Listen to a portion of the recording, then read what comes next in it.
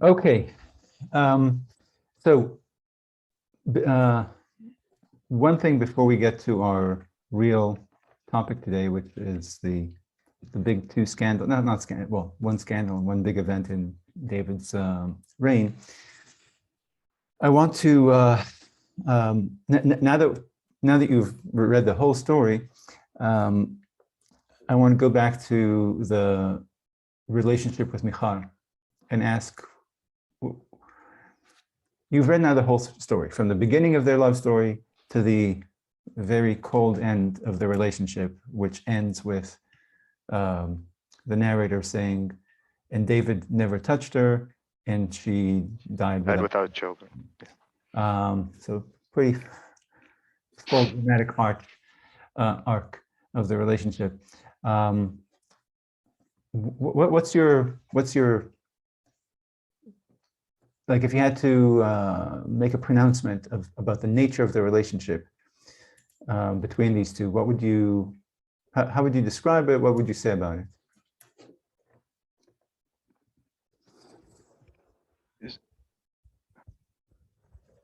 It seems like she was jealous a little bit, maybe. Which he was getting the attention when he was dancing from all the other women. I guess I mean about the arc of their relationship. Like, it didn't seem like he was that in love with her. I know. I like how you say, like, yeah, okay. It doesn't, and you're right. It doesn't seem that way. And then as far, Jonathan might be a little different, but yeah, with Michal, it doesn't seem. Yeah. It seems. And so why, like? Which means look, that she was okay. She was an instrument, or she was a useful instrument for him to get close to the throne, to establish legitimacy for his bid for kingship. Right. So she so she was a political tool for him from the start and continuing. You know, how about so for him it's a pretty steady arc, right? She was a political tool of advancement, and she remained that way. And when he didn't need her to advance, when he was already king, having defeated Avner and Ishbosheth, he had no need for her.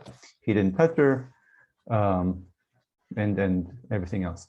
How about for her? What's the nature or the arc of the relationship for her? She seems to love him a lot, or infatuated. I don't know what the right word is, but longs for him. Well, actually, you do know. Again, if we go by the narrator is the one person we can trust, right? God. He loves. She loves him. Right.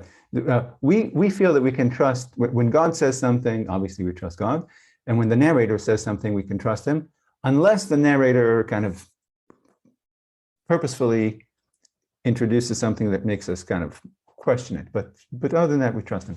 So, and the narrator tells us back then that she loved him. Okay, Saul wanted the marriage for this, David wanted the marriage for this, and Michal loved David.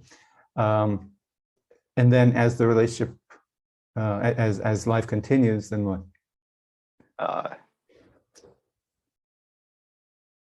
She's I read it as she becomes some. I don't know if jealous is the right word, but she's still interested in him. She's not ambivalent. Right. She wants him to act a certain way. Right. That's true. Be a certain kind of person. Yeah. Yeah. She's not disinterested. She loves him at the beginning, and it seems like she has contempt for him at the end, or she's bitter. Okay, so she goes from love to bitterness, or love to contempt, or something like that.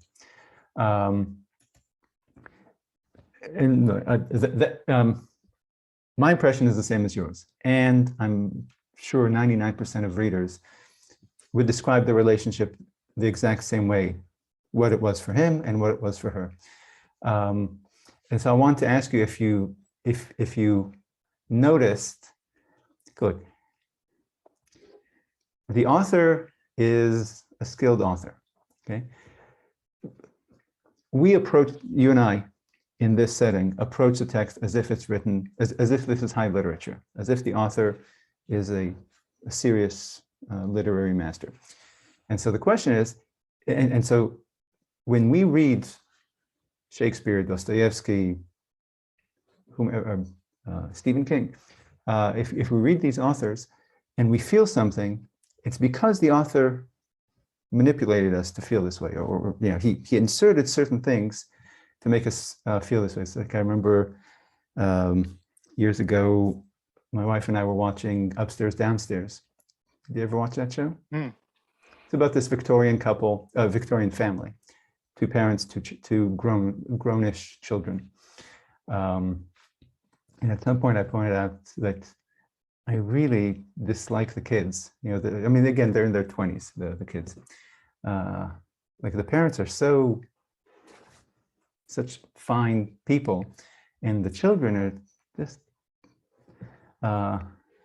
And my wife thought I was joking, and I kind of looked at her quizzically and said, "Well, of course you feel this way.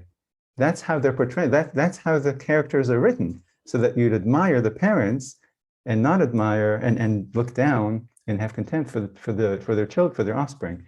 But like, it's not that you feel this, it's that the director is, that's the story. The story is that these are upstanding people and these are not. So so how did you absorb this impression? What did the author do to make you infer the look, the love to bitterness, I think it's easy to understand. The author tells you she loved him and shows you that she loved him by her turning against her father when she was young. And then he shows you, he tells you that she's bitter towards him, that she mocks it and not chastises him, and how she feels about him dancing naked, etc., etc. But how did do you notice? Did you notice, do you notice how the author made you think that Michal was nothing to him throughout? There wasn't much mention of her, but after that whole dancing incident, he wrote her off pretty quick. Like he was offended and said, what you say is just makes her comment basically, it seemed like made him cut her off to where she was kind of alone and childless for the rest of her life. Yeah, but before then, before that fight that they're having, where he kind of points out that, you know, I beat your father, you know, did you notice being guided to feel a certain way about David's? Yet his other wives, didn't his other wives travel with him? I forgot where that was. Abigail and maybe Abigail, but I don't know. I don't know. Okay. Have to take a look. Go ahead. I just nothing. She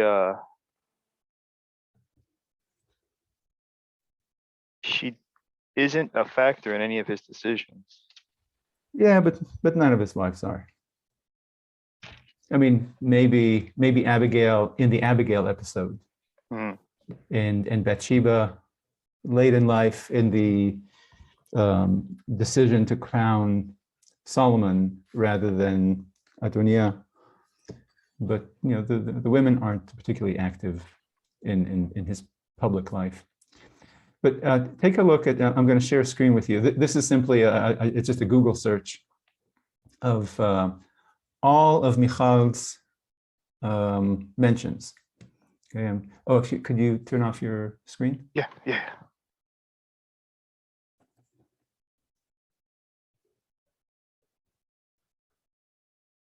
Wait, nope. Okay, can you see now? Okay, so I'm going to scroll.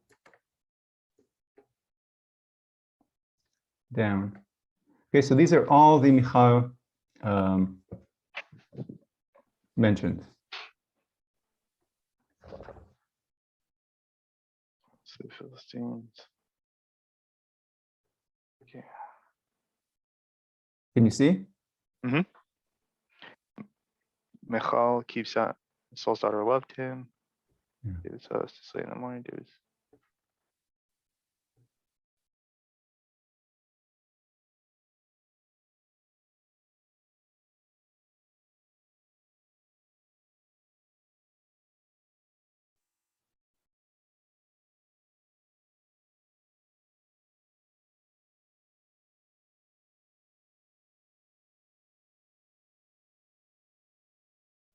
Almost done. Mm-hmm. Yeah. He's never portrayed as wanting her or having any affection for her. At least in what we just scrolled through, she was always kind of a I guess a tool. Well, but look, did you notice how she's mentioned? She's repeatedly said to have loved him. Yeah, no, just And then how she's referenced. You know, how, son or daughter of Saul. exactly. Other than the first mention, when we're told that she exists, you know, that Saul had a daughter, the author always, without fail, refers to her as Michal, the daughter of Saul. Okay? The only exception is in chapter 19, where you saw there, where Michal acts as David's wife against Saul. Okay. So, and then there's in 2 Samuel chapter 3, there's one of the two mentions is David says Michal, but that's just because in the very previous verse he calls her Michal, the daughter of Saul. Okay, so it's just Michal, the daughter of Saul, and then in the very next verse Michal, but it's in the same sentence basically over two verses. So the author is, again, you don't notice it, I don't notice it, we don't notice it, but the author surreptitiously makes you understand that Michal's identity, her value, what she is the daughter of Saul. Michal, the daughter of Saul, does this. Michal, the daughter of Saul, he took Michal, the daughter of Saul. He demanded that Avner return to Michal, the daughter of Saul. The daughter of Saul, the daughter of Saul. Okay. So look, the author could have told you in his words, that David wanted Michal, just like, look, the author told you 3 times that David wanted to marry into the king's family. And the author told you that Saul wanted David to marry his daughter so that he could get killed by the Philistines, that he could get David killed by the Philistines. Okay, so the author is telling you this. Okay. He could have told you David was using Michal because she was the princess. Yeah, but he doesn't do it. He just, every time he mentions Michal, the daughter of Saul, daughter of Saul. Okay, so the author basically conditions you. Look, you drew this conclusion about David and his attitude towards Michal. Okay, but you don't know how it happened to you until you go and look and what the author did to me. Every time this character was mentioned, she was mentioned in relation to her father, the king. Okay, and that creates an impression for you that what's important about this person is the daughter of Saul. Okay. So anyway, it's just a nice trick, and it happens numerous times in the Bible where you see the author sending a message beneath the surface where we absorb it, but we're not aware of it because it's not it's not on the surface. It's kind of like if you watch a movie, the director can deliver a message to you with the background music and with the lighting and whatever else, and you're not aware of what he's doing to you but it happens to you. You know, you develop the impression that the director wanted you to develop without knowing exactly. You think that you just did it. You know, you think that it's your perspicacity that made you understand this. The one mention of Michal in chapter 21 in that list. I don't know if you in chapter 21 verse 8 requires explanation, because it says that it says there that she had 5 children with Adriel the Meholatite, and we know from what you just mentioned that that she had no children. Okay, so it kind of raises an eyebrow, and then you look at who is this Adriel, and if you go back to 1 Samuel chapter 18, you see that Merav, the eldest daughter, married Adriel the Meholatite. Mm-hmm. Okay, so it seems like a scribal error here that that Merav had 5. You know, that those 5 children who were killed are not Michal's, or are they killed? Yeah. In any case, yeah. Actually, I'm not sure if those are the ones who were killed. They're not. But in any case, they're not Michal's, they're Merav's. Gotcha. Okay, so let's turn to the to our 2 main events today: the Uriah affair and the Absalom Rebellion. Okay. And we're going to focus on just these 2 things today, because first of all, you know, they're really big events in David's reign, and second, because they really are useful prisms through which to look at how the authors or how the author guides the readers to understand David's character as king of Israel. Okay, so up to now we got to know David as you know, kind of the origin story, or the, you know, David becoming David, and here we get to see David on the throne and get to know his character even more deeply. And so I'd like to discuss these 2 events, and then at the end of today, discuss whether it really is true that the biblical author, or that the Bible is a pro-David author. Okay, and that's I mean, it seems like it's a very pro-David author, and a lot of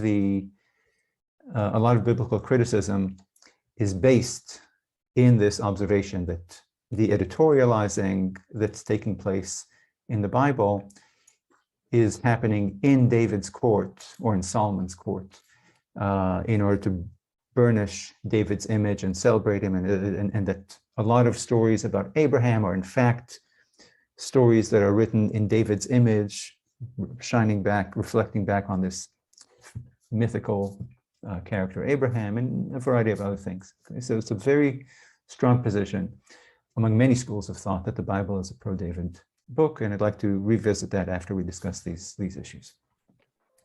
By the way, you can turn on your camera again. Okay. So Uriah affair first. So who are the main characters, would you say, in this story? Which are the which characters drive the plot? Who are the actors? Who are the lead characters in the story? Every story has leading characters and secondary characters. So who are the leaders here? David, Bathsheba, Uriah, Joab, and then the servant, I guess, who comes and reports back about Bathsheba. Okay. David sees her on that rooftop and sends a servant. Yeah. He reports back. You have just named all the actors. There are no other actors in this story. No. Yeah. So the main actors. So of these 5 actors that you mentioned, who are the who would you if you had, again, X amount of money for a budget, $10 million for a budget for salaries, and you need blockbusters, blockbuster names. For which roles would you get the big stars? Okay, you have David, Bathsheba, Uriah, and Yoav. Those are the 4 real characters. And again, a messenger here, a messenger there, but they're just messengers. They don't have they're not characters. So of these 4, which would you get stars for, and which can you just get somebody minor?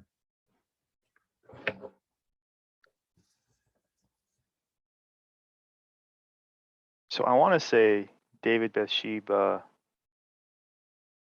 and Uriah. That's most of the characters.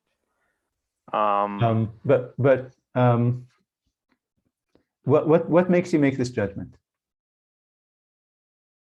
Well, actually, maybe just Bathsheba and Uriah. Really? I don't know why. Why? Okay, so look, I have this. I have it as David and Yoav. Like, oh, really? The minor characters are Bathsheba and Uriah. So I'll tell you why I feel the way I do. Tell me why you feel the way you do. What makes you cast? I'm going to date myself, but Leonardo DiCaprio and what's her name? Forget that starlet. Okay, never mind. The big starlet of the day, the one who plays Wonder Woman, Gal Gadot. Why would you cast? Why would you spend your millions in salaries on them and have minor actors for Yoav and David? So my initial question is, what is Bathsheba doing? And then maybe I'm reading into it, but her reaction, the way she's described with Uriah makes me think that she loves Uriah. Is she even? And then is she described? She doesn't even share a scene with Uriah. She doesn't, but like when he dies, she is described as a strange word used. It seems like let me see in the Hebrew. Which verse are you talking about? Let me see here. It's right after it's reported to David, and then there's that whole thing, and then after that it's reported to Bathsheba, and she. Wait. That second. Okay, this is after Uriah died. Yes. I might as well do that.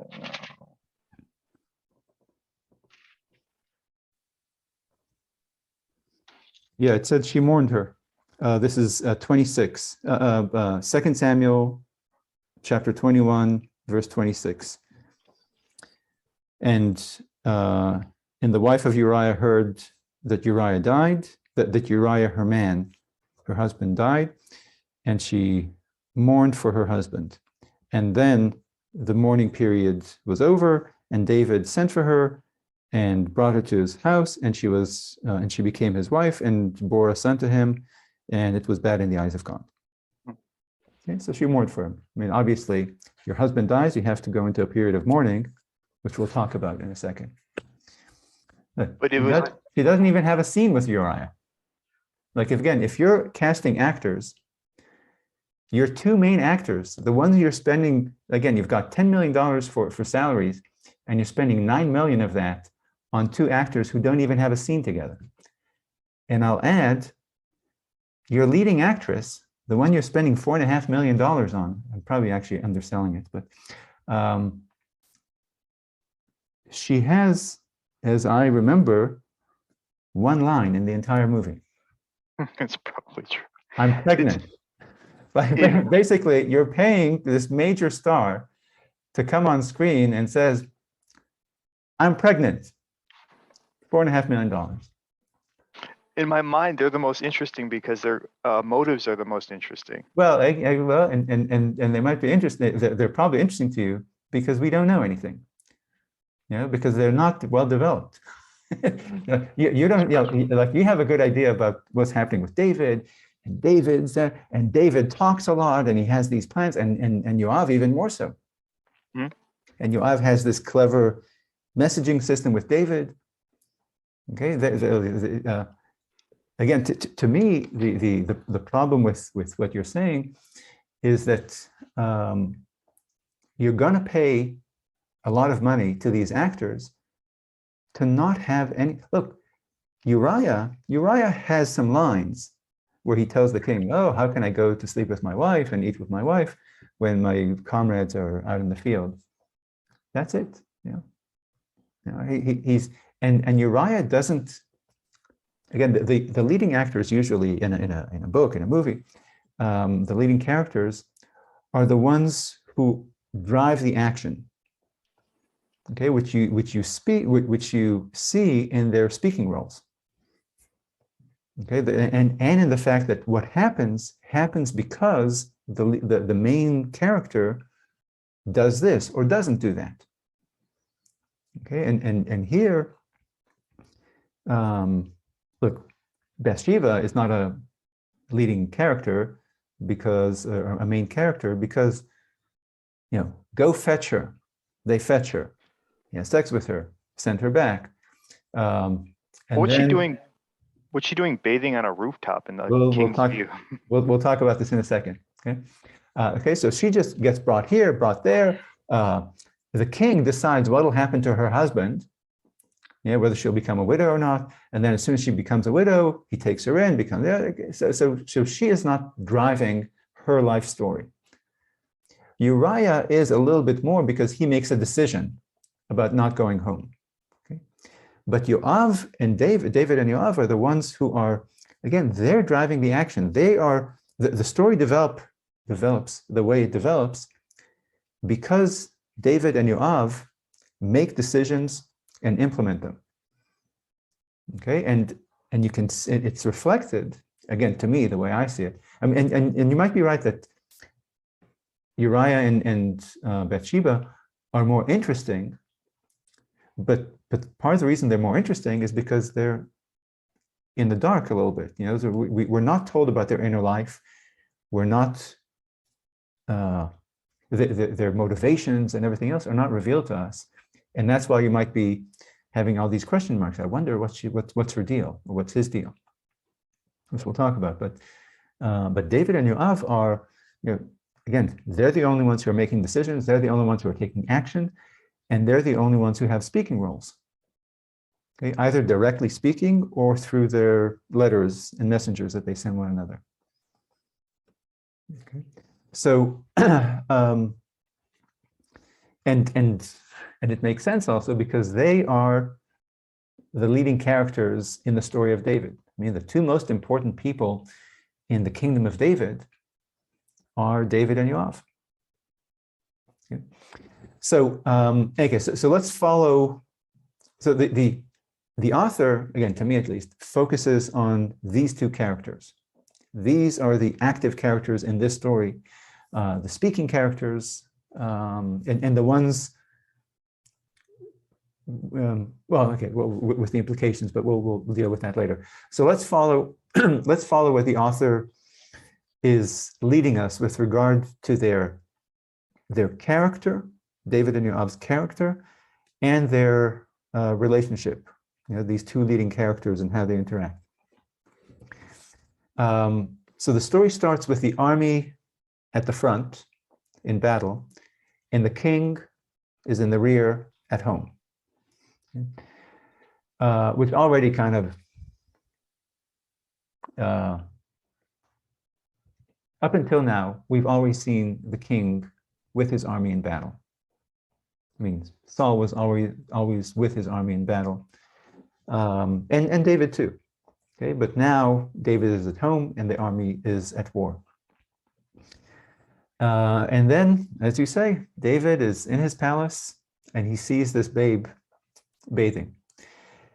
And if you look at chapter 11, verse 2, chapter 11, verse 2, it's actually unclear. Actually, could you read it to me in English? Late one afternoon, David rose from his couch and strolled on the roof of the royal palace. And from the roof, he saw a woman bathing. The woman was very beautiful.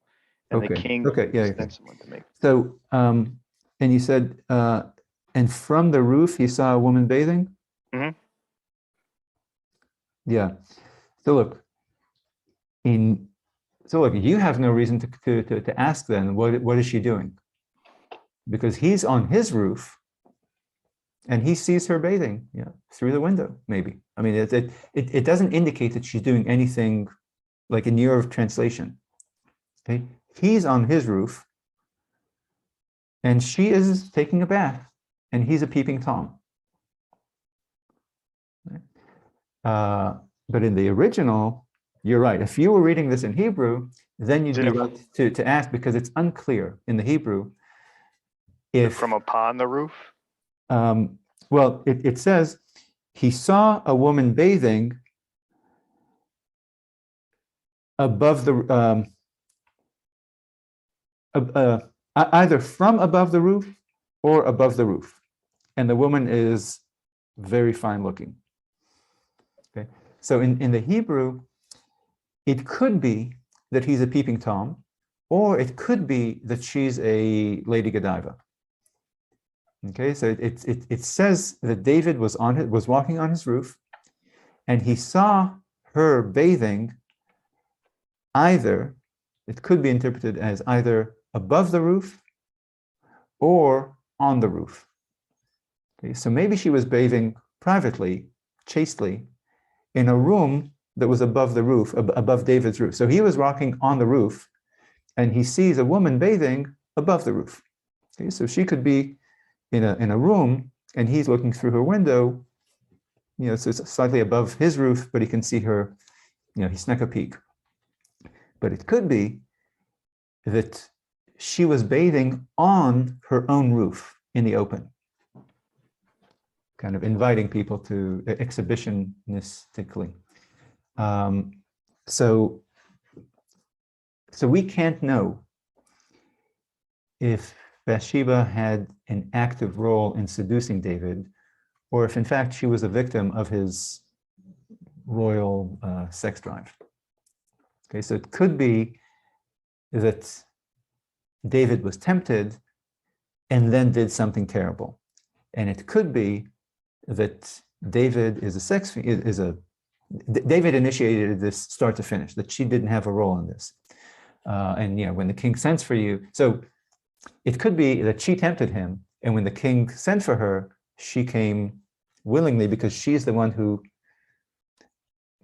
kind of drew the king's attention to her to begin with in order to achieve exactly this. But it could be that she is just a woman who was taking a bath, and then the king sends for you, so of course you come. And the king, again, everything we know from Harvey, what's his name, that Hollywood guy? Weinstein? Yeah, powerful guy, pressures you to a sex act. So, okay, so that's a question, and I'm afraid we'll never know, because the Hebrew really is unclear, and we're not told anything about Bathsheba's character that will give us guidance as to what kind of woman she is. That's why I was reading into that. How did she feel after Uriah died? It just says she mourned for him, but again, it could be. Look, it's also. Because if she was trying to seduce David and just wanted to be in the palace, then it seems like Uriah was in the way from that happening, and that would have been a good turn for her. Yeah. So look, we don't know simply because we can't know. Look, women could seek an extramarital relationship because they want to switch husbands. That she wants to move from her house to the palace as one of David's wives. Could be. I mean, again, let's go with the storyline that Bathsheba is initiating this. by bathing on the roof in the open. Okay, so maybe this woman doesn't want her husband. She wants that other husband. But it could be that women, that this woman, just like other women who cheat on their husbands, are doing this because she wants to have sex with another man, or wants to have a relationship on the side. She doesn't necessarily want to move into the palace. Okay, go ahead.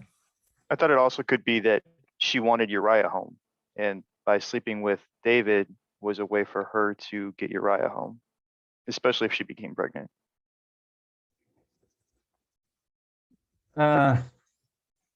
That's a very look.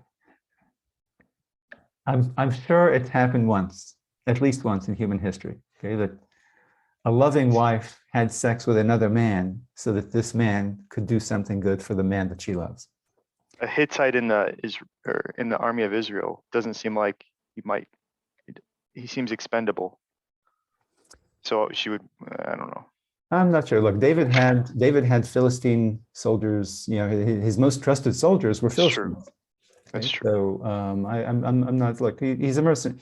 If he's not Jewish, Uriah the Hittite might be Jewish. Okay, it's you know, his origin is Hittite, but he might, you know, it's kind of like if okay, I don't want to get too much into this, but in Israel today, you'll find people with the last name Ashkenazi, and they're always Sephardic. Okay, so the reason why this person's great-great-great-grandfather is called Ashkenazi is because he was an Ashkenazi Jew who moved to Turkey or Algeria or Morocco. So he was this one Ashkenazi guy, and therefore he was identified as Joe the Ashkenazi, and that's how the family name stuck. By the same token, Frankel and other Sephardic names, are usually Ashkenazi, because again, these are Eastern Jews who wound up in Poland or Germany or wherever else, and they were identified as this this French person. So Uriah the Hittite might be Jewish by now, but he's identified as a Hittite, or he might be a Hittite. He might be a Canaanite himself, but that's common in David's army. He has mercenaries. So we have.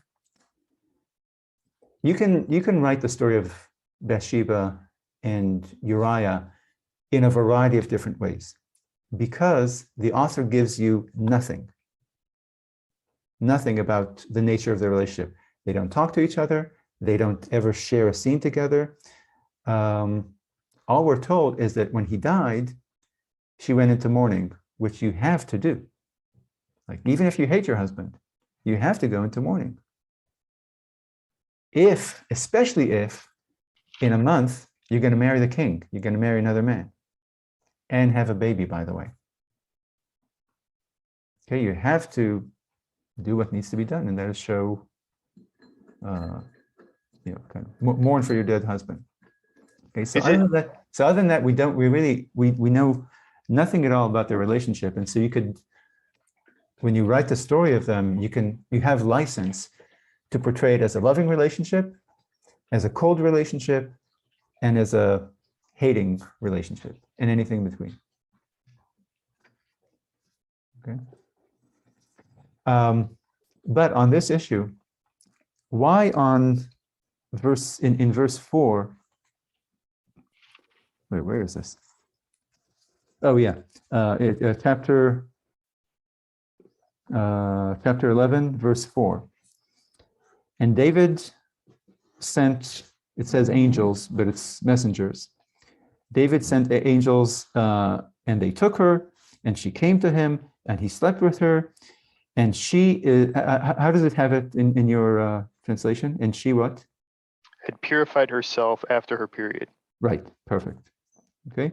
And she is clearly being cleansed from her. I can't think of the word now. Tum'ah, unholiness, or whatever, which means it's a euphemism for her period. And then she went back to her home. Okay, so why does the author want to tell you that she's just past her period? She's unlikely to conceive.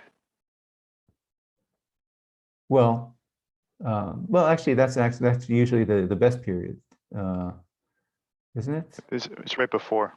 Oh, right before the period. You're right. Okay. Well, she overcame that obstacle, obviously. But what does it tell you about conception? What do you know about Bathsheba that you did not know before this one sentence? Oh, it has to be David's child. Exactly. Okay. You now know that she was not pregnant with Uriah's baby. The baby that she's going to have in a bit is David's son. Okay. Now it's kind of funny. Some commentators through the centuries have explained this sentence, this snippet. She's just past her period. She's kind of cleansed from her unholiness. Some commentators have seen this as a vindication of David, as a check mark, as a bright spot for David. It basically absolves David of the thought that David might have committed a sin in sleeping with a woman during her period, which is it's a sin according to Jewish law. Okay, you're not allowed to sleep with your wife or with any woman while she's on her period. Okay, and so now can breathe. We can exhale. We know that yes, David committed murder, and David committed adultery, but he did not sleep with a woman during her period, which is, we're all concerned about that. Whereas it's much more reasonable that the author inserted this to clarify to us that this, that the crisis in this story is that this sexual encounter produced a child, and the child is David's. And that's what drives this whole rigmarole that we're going to read now. Okay, David's panic, etc. Okay, and again, it's another case where you can see that the author, the narrator, who, again, as we always say, he's an all-knowing narrator. Okay, the narrator doesn't tell us this. Okay, the accusation against the king, okay, that this union produced this bastard child. Okay, this accusation against who is, well, okay, this accusation against the king comes from you, from the reader. Okay, so the author isn't telling us this. He's prodding us to understand it, but we're the ones who are drawing the connection. We're the ones who are pointing the finger at David for doing this. Okay. So now that we know this, now we can understand, this whole plot line. Okay, because up until now, look, if you didn't know that she was pregnant, how would you explain David bringing back Uriah? Yeah, it wouldn't make sense unless she was pregnant. Yeah. Okay. So okay, you had sex with this woman. Maybe you want to have sex with her again. Maybe not. Doesn't matter. Why do you need her husband home?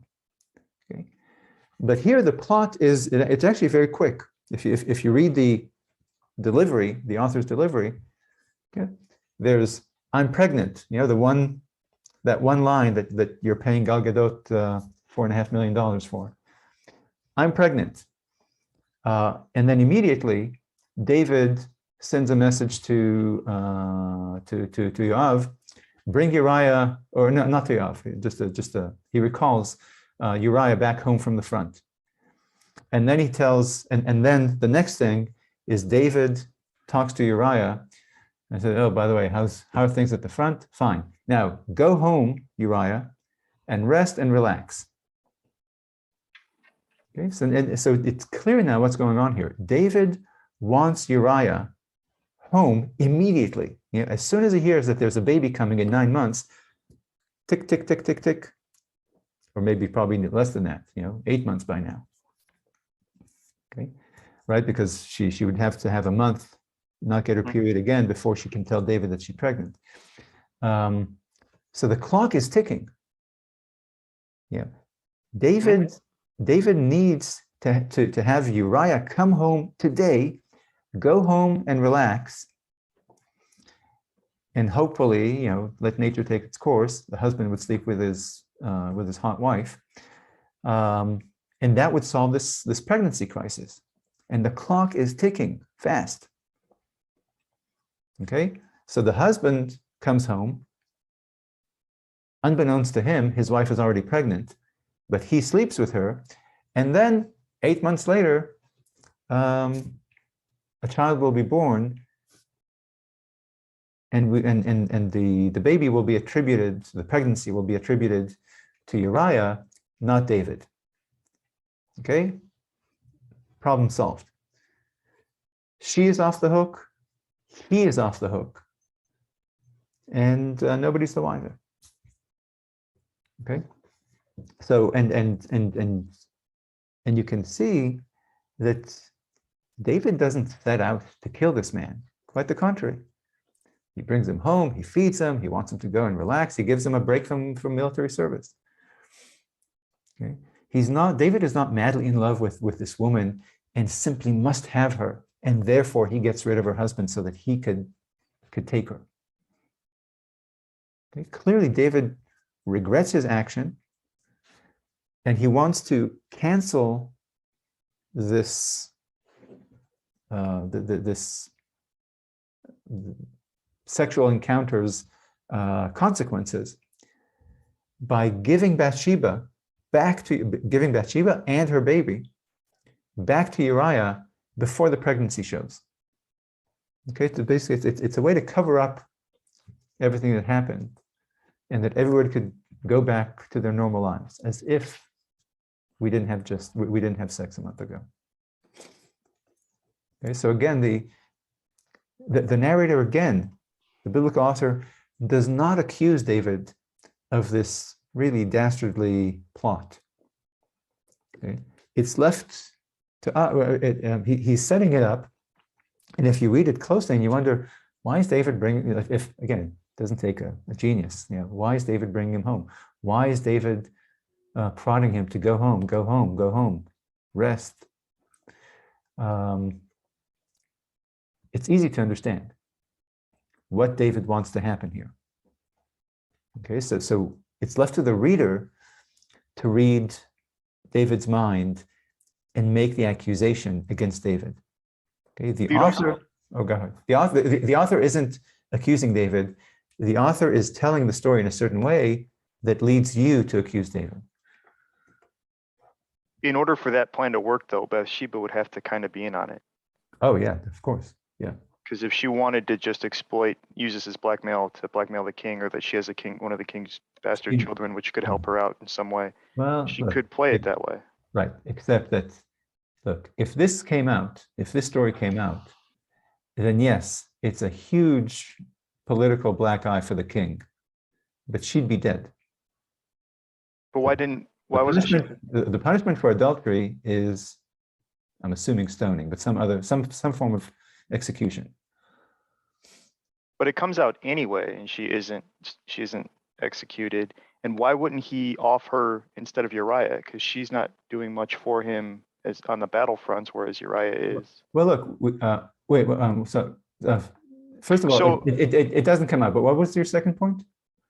Well, to solve this solution, or to come up with a solution here, he could have Uriah come back, and then Bathsheba would have to be in on it, seduce her husband, or not try to, keep him away or whatever it is. She'd have to be in on it to sleep with her Oh, husband and yeah, then yeah, yeah, portray it like it's his kid.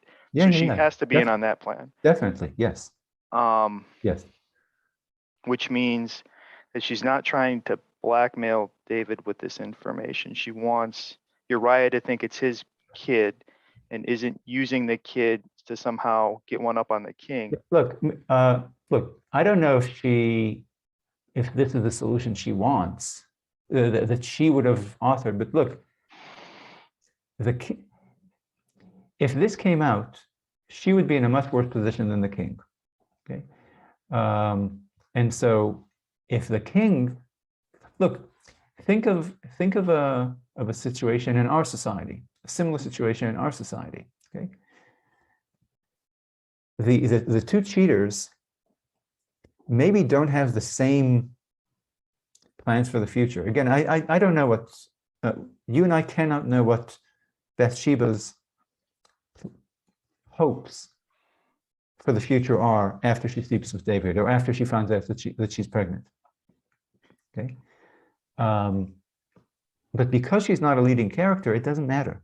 She is not setting she's not shaping the plot. It's David's decision. David's decision is, okay, what's going to happen now is that you're going to go home, sleep with your husband I'm going to bring your husband home. He's going to come home, do the natural thing that husbands do when they come home from war. And then you're going to continue with your life, pretend that this is your husband's son, and I'll continue with my life. Okay. When that plan fails, because Uriah and Bathsheba don't have sex, then David makes a different plan. He has Uriah killed, and then he brings her into his home, and they have supposedly his. I mean, it is his child, but I'm sure that first child was presented to the public as a royal prince. Okay, so David is the one who makes the first plan. When it fails, he makes the second plan. We don't know what Bathsheba wanted. When David said this was going to be the plan, Bathsheba was going to play along. When David said, no, this is going to be the plan, Bathsheba played along because he's the king and he is more in the driver's seat. Wouldn't it have been cleaner for him, though, to just have Bathsheba and the pregnant Bathsheba killed? Yes. Because then there's nobody that's going to, like, he always has the person who brings back the bad news about, like, Saul dying, or he always has that person killed. Like, wouldn't this be, if he's following that pattern, wouldn't he have Bathsheba killed? Because then it's the least amount of people know about it, and it's not a problem. Yeah, no, that's a good point. Yeah. Yeah, look, I'm assuming I didn't even think about it till now. I guess you're more kind of monstrous or diabolical than I am. Reading more Machiavelli. Yeah. So you're right. David brings Yoav into his secret, obviously, and she's in on the secret, and we find out that other people know, because obviously the guards who brought Bathsheba over and brought her back, they know about it. Somehow Nathan the prophet knows about it. Okay, so people know. It's probably not out of the New York Times or the Jerusalem Times, but people know this. It's kind of like with the Kennedys. Okay, all sorts of terrible things were happening there, and people know. It's just that you and I didn't know about it. Okay, so you're right that he could have had her killed instead of having the husband killed, and then it's just I think maybe it's just you can have the husband killed as David hoped in a cleaner way, because he'd be killed in battle, which is a natural way of dying. Whereas for killing Bathsheba, you would have to commit a real murder. Look, we've seen before that Saul wanted to kill David, but I don't want to do it. An easier way to do it, a cleaner way to do it, a safer way to do it, PR-wise, is to have him killed in battle by the enemy. Okay? And we saw David doing the same thing. I don't want to kill him, but if he's killed in battle, and I still can't. Maybe something happened there that helped Saul get killed in battle by sending, like, David is in the south fighting Amalek, and this Amalekite finds his way somehow to the Gilboa, miles and miles away, and he happens to be the guy who kills David's mortal enemy. Okay, but again, he's killed by the enemy. He's killed in war. Okay. So it's actually in this story, the story of David, we see a number of times that killing the enemy, not by your own hand, not the enemy, killing the person you want to kill, not by your own hands, but having it done by the enemy on the battlefield, is a clean way. Okay, so maybe that's a decision. Maybe it's just, killing a woman is different than killing a man. Maybe he feels a certain way about her. Again, not enough that he'll change heaven and earth for it. But, what he'd really like to do is just pretend that the whole thing never happened. Have the husband come, have sex with her, and we can all go back to our previous lives. Since that's impossible, then you're right. He has to choose between killing her and killing him. One of them has to die. So, and then the next question I have is, why does Uriah make it impossible? Like, if Uriah can see through it, but now he's got a chance to come home and be with his wife. If he, I don't know, I guess I am reading this and assuming that he is seeing through it. This is why David wants to send him back to his wife. It doesn't really have any good reason to bring him home. Okay. Doesn't really get any information from him, and then sends him to his wife. Yeah. That he is seeing through something. Well, so look, Uriah doesn't play ball. Okay, David has this perfect plan, but Uriah won't go home. Okay, and it's kind of the author is kind of having fun with us because he says that Uriah does lay down the sexual word. Okay, he does lie down, but not with his wife, but with the other soldiers at the palace gate. Okay, so he does go lie down, but with the other soldiers. But look, before we speculate as to whether Uriah knows what's going on and therefore is determined, he knowingly sabotages David's plan.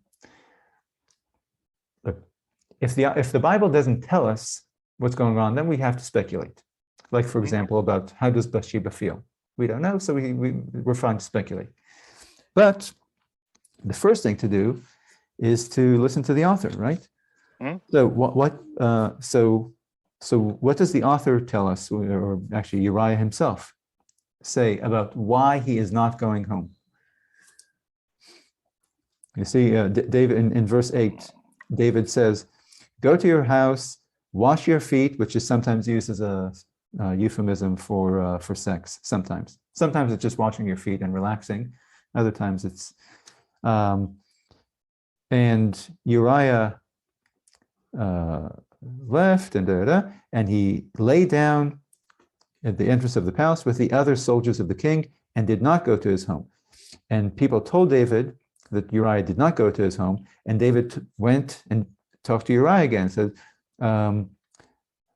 after all, you've come from the road, and why haven't you gone back to your home, down to your home? And Uriah said to David, what do you have it? The ark in Israel and Judah are located in Sukkot. And by the way, you see here again, even though it's the United Kingdom, Judah and Israel, the two separate social entities. Okay, go ahead. And my master Joab and your majesty's men are encamped in the open. How can I go home and eat and drink and sleep with my wife? As you live by your very life, I will not do this. Right. Okay, so it's got as you live by your very life is a kind of an oath. Okay, as long as you live, I shall not do this. Okay, it is wrong for me to do this.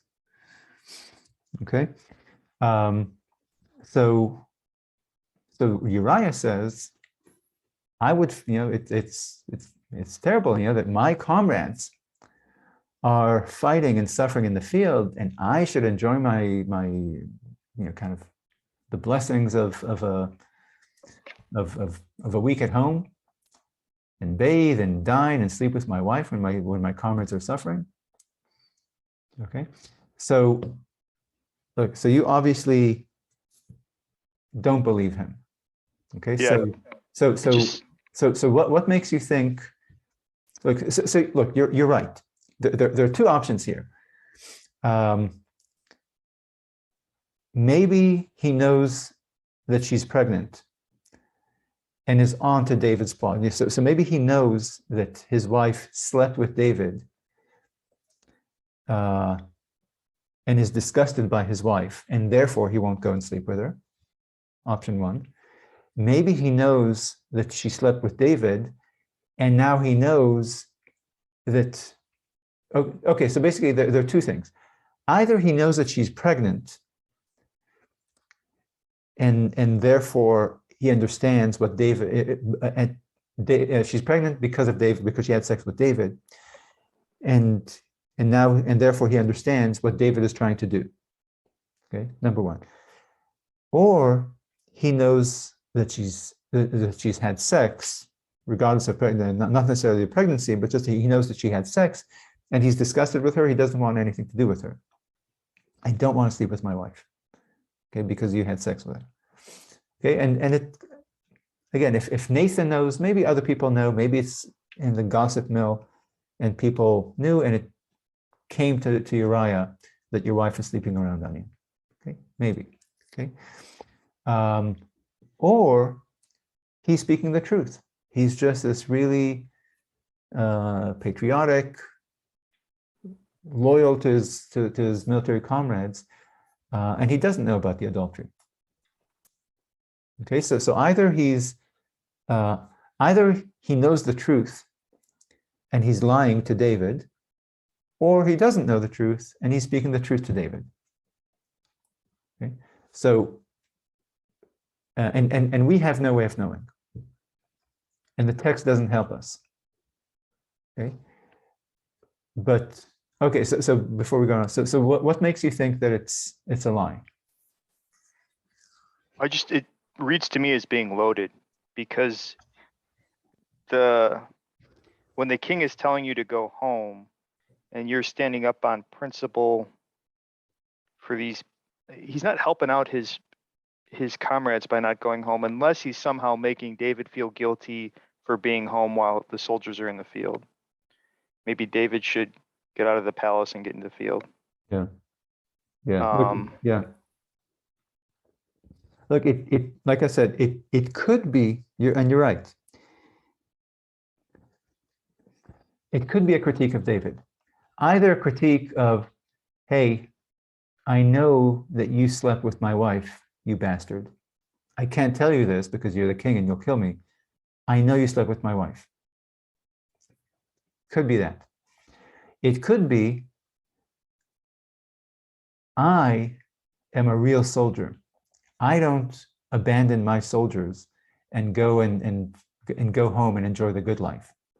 You, however, ... Okay, so it could be a critique of David's leadership. It could be a critique of David's adultery. Okay, or it could be the truth. It could be that he really is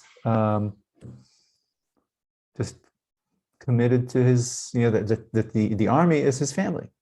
Okay, and he feels guilty. Look, he didn't choose to come home. He was sent for, and he wants to go back. Okay, and the reason he stays for a second day and a third day is because David tells him, stay a second day, and he tries it again. Okay, so I think you and I, are in a bad position to try to understand what Uriah's answer means. Is he lying or is he telling the truth? Is he criticizing David for sleeping with his wife? Is he criticizing David at all, either for sleeping with his wife or for being a bad leader? Or is he not criticizing David? He's just expressing his camaraderie with his army buddies. Okay? And the reason I say that you and I aren't in a good position to judge the content of Uriah's words is because you and I definitely know that David is a bad leader and a bad person for sleeping with somebody else's wife. And we know why, that David is an even worse person for this dastardly plan of his. Okay, and so you and I are conditioned perhaps a little bit to read Uriah's words as a lie and maybe an accusation at the king, and again, it could be, but that's because we know a lot more than we're told Uriah knows. Maybe he knows, but maybe he doesn't. Maybe he has no idea that anything happened between the king and his wife, and maybe he doesn't think that the king is wrong for staying at home. Or maybe he does, but doesn't think that it's his point to chastise the king of Israel for how he manages his wars. Okay, maybe he really just it's not out of the realm of logic or possibility or human emotion to feel that, hey, to feel guilty that as my friends are fighting and dying out there, I would feel guilty if I would go home and have the good life. Instead, I choose to stay with the soldiers in the king's palace. Okay, it's not crazy. It's a completely understandable emotion if you feel that these men, your army buddies, are your real family. Okay. So we can't know, but all of these are valid speculations as to what Uriah exactly is saying. But what we definitely do know, and the author lets us know, is David's growing anxiety. Okay, because just like you and I don't know what's in Uriah's heart, David doesn't know either. David, I'm sure, is having the same kind of discussion you and I are having. Like, does this guy know what I did with his wife? In which case I'll have to kill him. Or does he not know? And I can still extricate myself by getting this Boy Scout to go home already and have sex with his sexy wife. Okay, so David doesn't know. And actually, look, this might be one explanation as to why he kills Uriah rather than kills Bathsheba. Okay, because again, David playing 3D chess. If Uriah doesn't know, then I can either kill him or kill her. The result will be the same. But if Uriah does know, and I kill her, I'll still have to kill him because he does know the truth. So maybe, but again, I never thought of the possibility of killing Bathsheba. Okay, but the point is that that David doesn't know, and therefore the only option for him now to have this resolved in a clean way, without any bloodshed, and without any embarrassment to him, without this coming out and being a political hot potato, is to try again. And so he tries one more time the second day. Again, this is in verse 12. Okay, stay another day, and tomorrow I'll send you back. Okay, so he tries a second day, and then on the third day, the king even gets Uriah drunk and sends him home. Again, that's all I can do to get this man to have sex with his wife. I get the man drunk and tell him to go home. Other than taking him home by force, stripping him and his wife naked, and putting them together, David can't do anymore. Getting him drunk is, pushing the envelope, like, again, as much as he can do in order to induce sex. But again, Uriah won't go home, and again sleeps with the soldiers. Okay? And at that point, David understands that, okay, that's it. Uriah will not give David an easy out from this mess. And now, time is of the essence. And again, David doesn't know if it's because Uriah is a Boy Scout or because Uriah knows what's going on. But it doesn't matter, because the baby is coming. Okay, so now the clock, again, if you're making a movie, it's kind of like in high noon. A 9-month clock or an 8-month clock will always be there. Okay, so the king has to marry this woman quickly before her pregnancy becomes visible. Okay, which means that Uriah has to die. Already we're down to 8 months. Okay, Uriah has to die. A full month's mourning period has to pass, and then a royal marriage before the bride looks like she's pregnant. Okay, so this can't be allowed to fester any longer. Okay, so David sends him back. Once he gives up on the first plan, it's on to the second plan, and it has to be done now so that Bathsheba can go into mourning and I can marry her in a month and still have 7 months of pregnancy. And, people will talk, but at least it's not out of the realm of possibilities that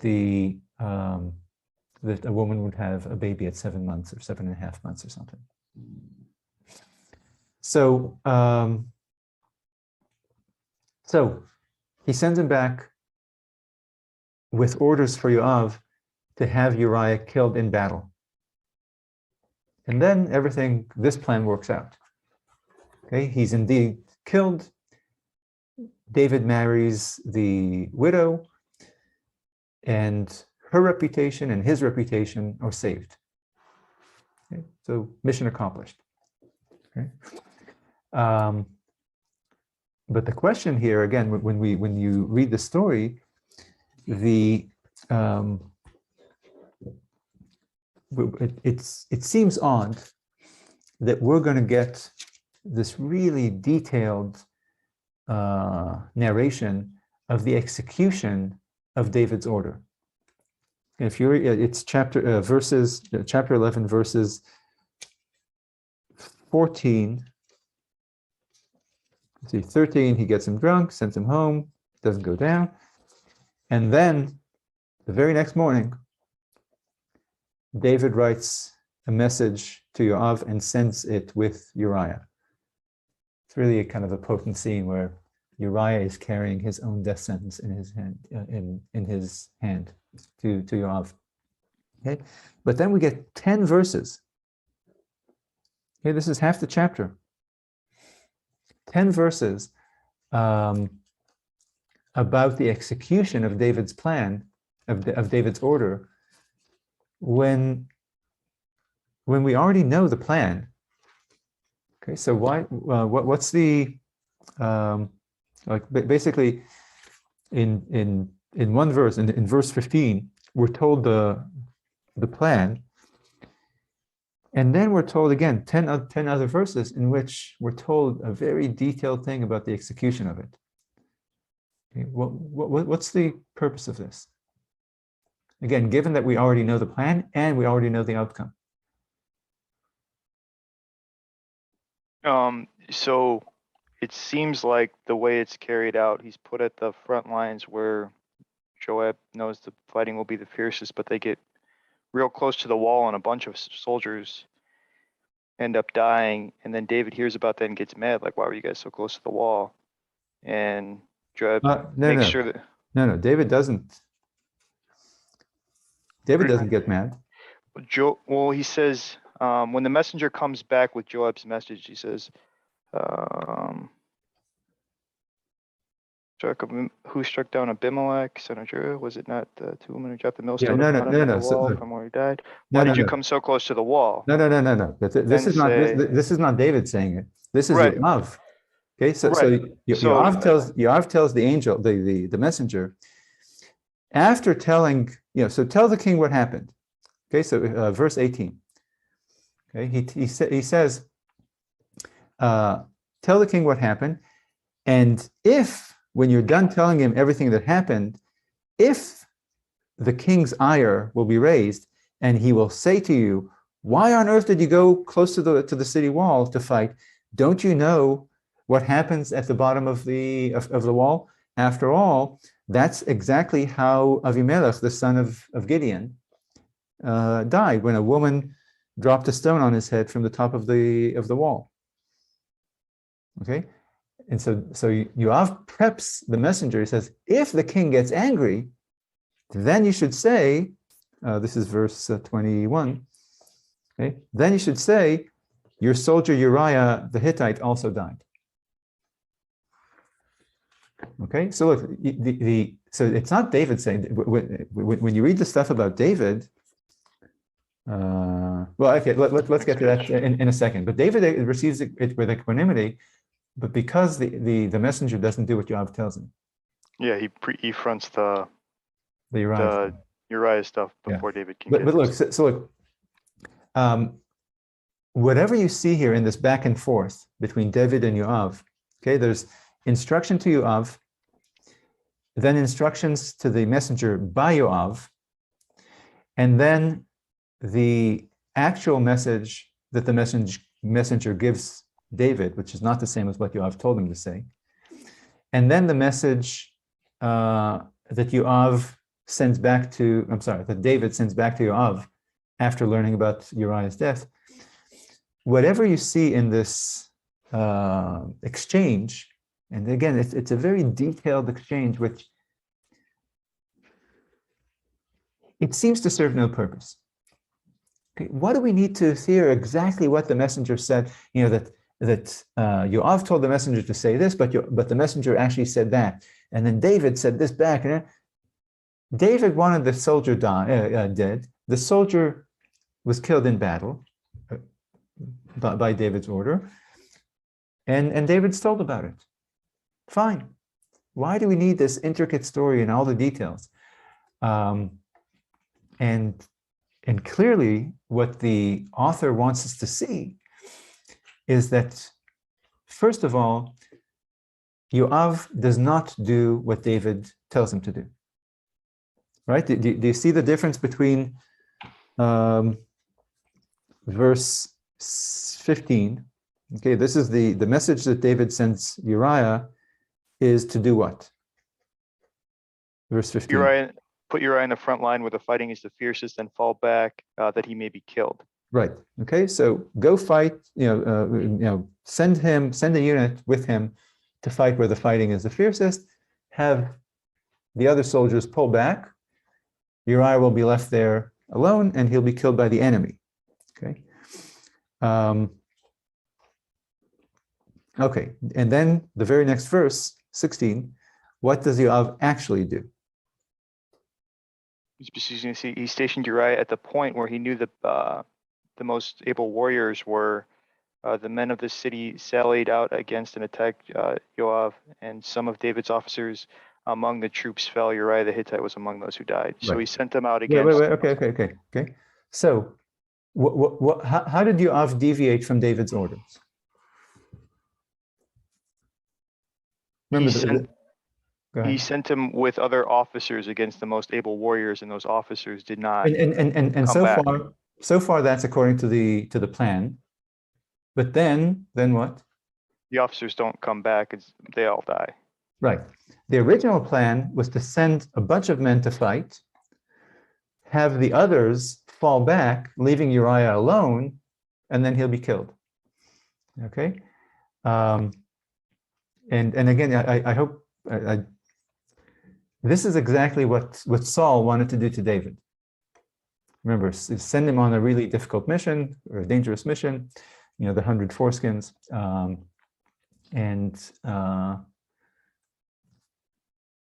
look, we were conditioned to think ill of Saul for being such a whatever.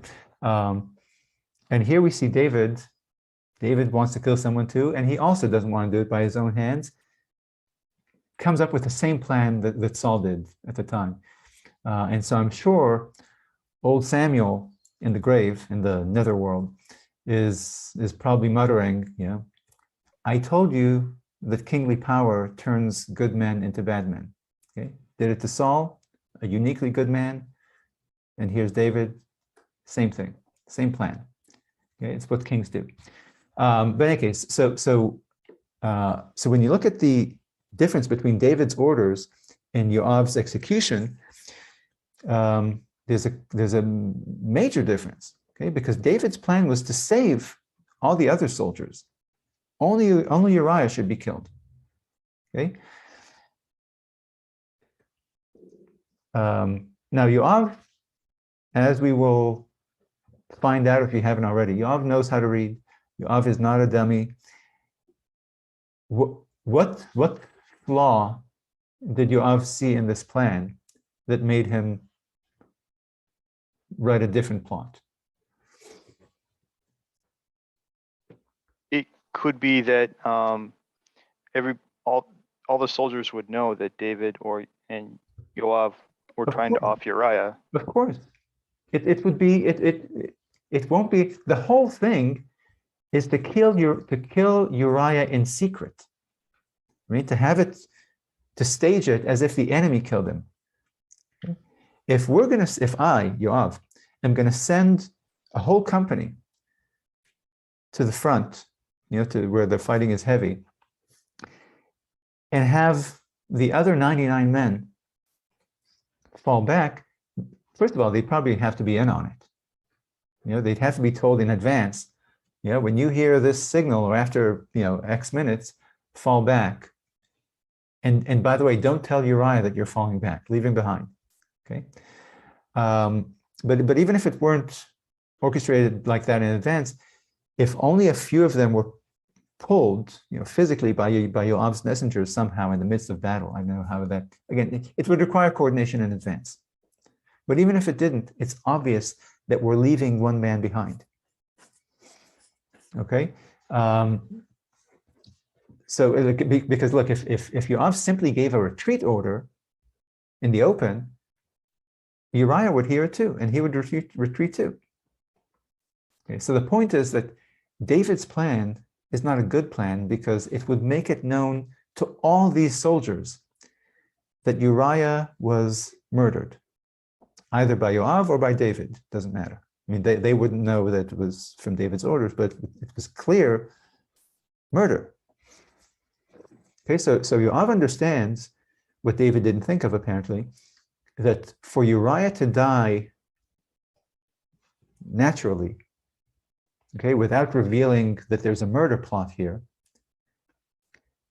many other soldiers would have to die alongside Uriah. If this is going to be a battle death, there is no battle in which one person dies. Okay, in a battle death, men die.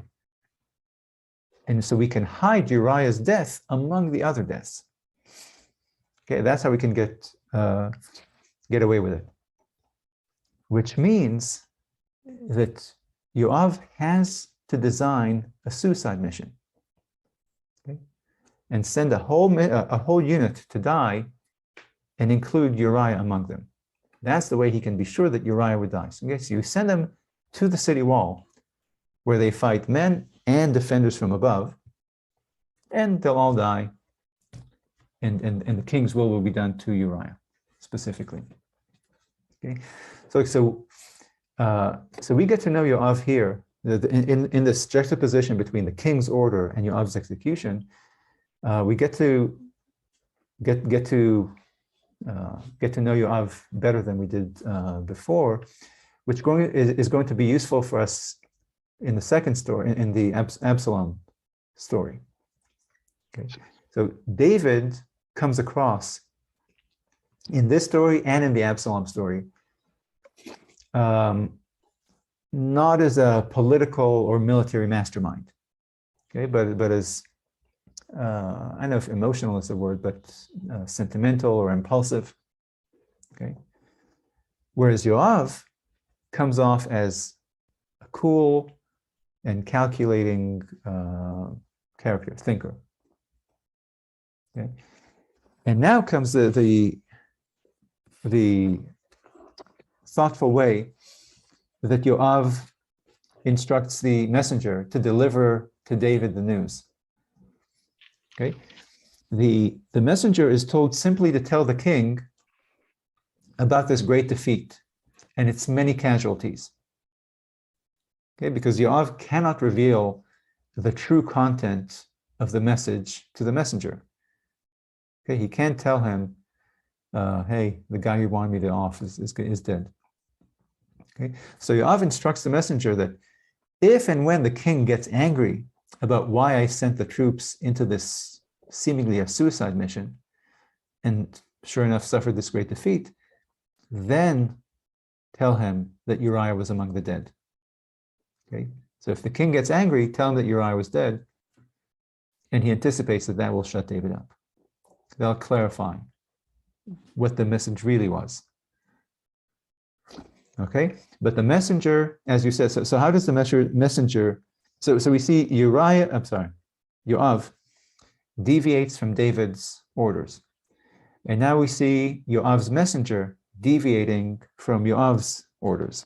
So how does the messenger actually reveal the news? He says, first the men prevailed against us and sallied out against us into the open. Then we drove them back to the entrance to the gate. But the archers shot your men from the wall, and some of your majesty's men fell. Your servant Uriah the Hittite also fell. Okay, so look,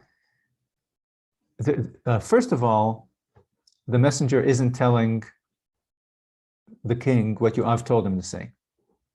Okay, the message was, tell him that we're of this defeat, rather than tell him the battle story. But also, you'll see, the messenger is lying to the king. You see, because we know for a fact, we know from the narrator, that the Israelites attacked the strength of the defense. Okay, the Israelites set forth and attacked the enemy at the gates there, at the wall. And we know from verse 21,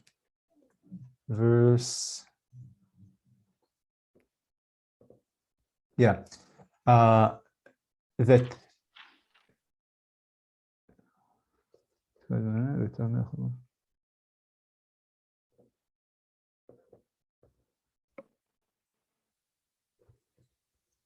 not 21. It's verse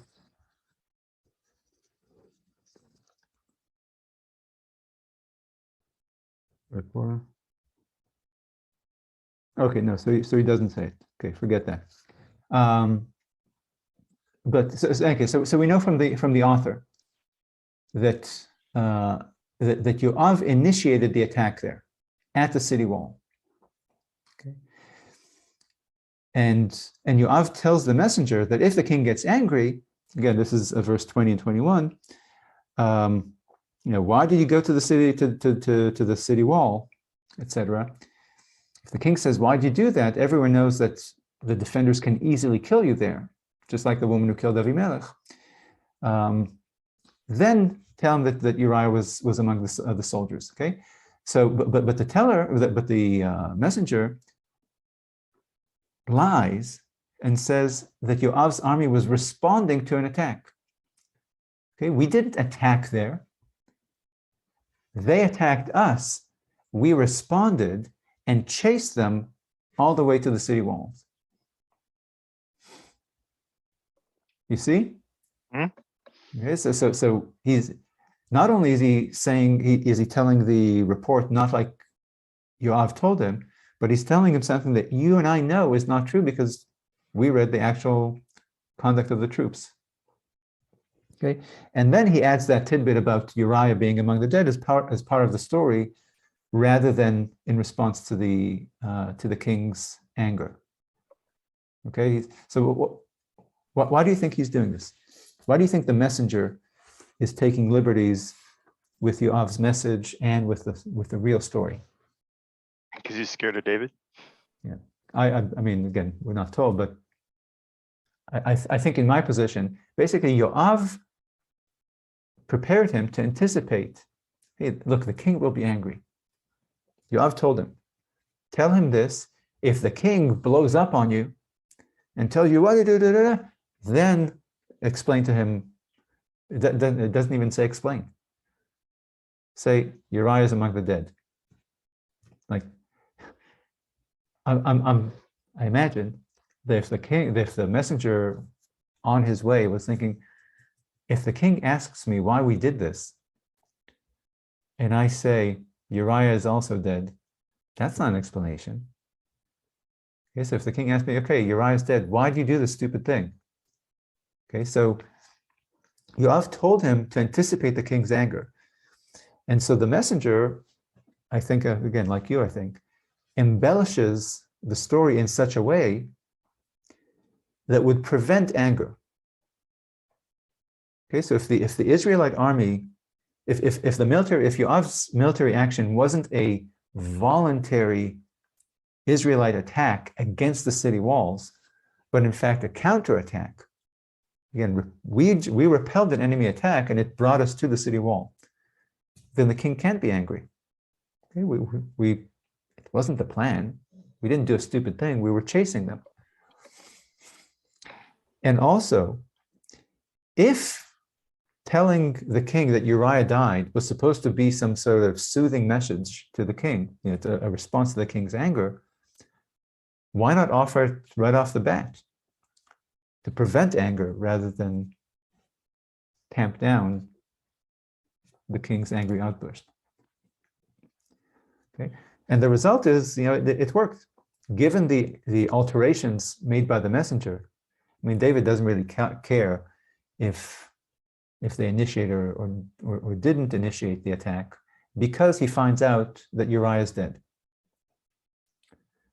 Okay, and so because the messenger included the death of Uriah in the original message, look, David doesn't really receive the message sent by Yoav. Okay, so David might really think that this battle was legit. So, like, if everything would have happened according to Yoav's plan, the king would have heard a battle report. Hey, we had this terrible defeat, and all these people died. And then David would have said, that's a terrible idea. Like, what have you done? It's a terrible rookie error to fight there. And the response would have been, Uriah is dead. Okay, I get the message. Okay, I get the message that this battle wasn't really a battle like a normal battle. It was a battle in order to kill Uriah. Okay. So had the messenger delivered Yoav's message, the king would have gotten the message properly that this was not a real battle, it was a murder, the murder that you ordered. As it is, David doesn't receive this. He might think that this was a real battle. After all, the enemy attacked. The enemy wasn't in on the plot to assassinate Uriah. Okay, so if the enemy attack, and this was a response to an enemy attack, which brought this unit to the walls and all these people died, including Uriah, then it might have been just divine intervention, or not divine, a pure coincidence that worked out in my favor. If you look at verse 25, when the king responds to the author, okay, David doesn't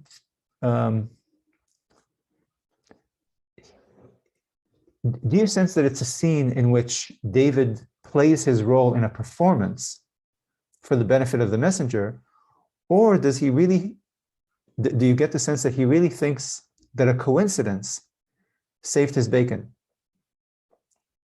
You know, that Uriah really was killed in battle, in a real battle, that the enemy attack, his troops, including Uriah, repelled them to the city walls and were killed. Okay, so do you think David thinks that an enemy attack prevented the need to murder Uriah, to send Uriah on his mission to his lonely death?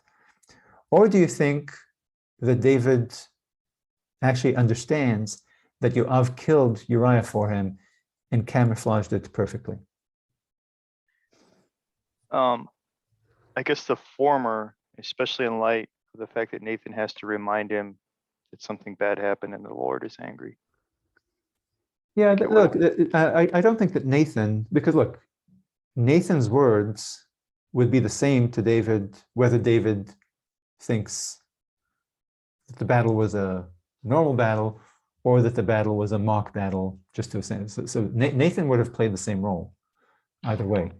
I was just thinking that David in his head may have thought he was off the hook, that he didn't kill Uriah, but rather Uriah just happened to die in battle. Yeah. So it wasn't a murder in his mind. Yeah, although look, if David did think that this was an assassination and that he did murder Uriah, he thought that he got away with it. Okay, so Nathan might be telling him, hey, I know what you did. Okay, so it's not that, hey, you think that it was a battle, but in fact, okay, I guess, so look, we can't be sure. Okay. And I had one other, the messenger, when is the messenger doing something savvy by presenting it this way?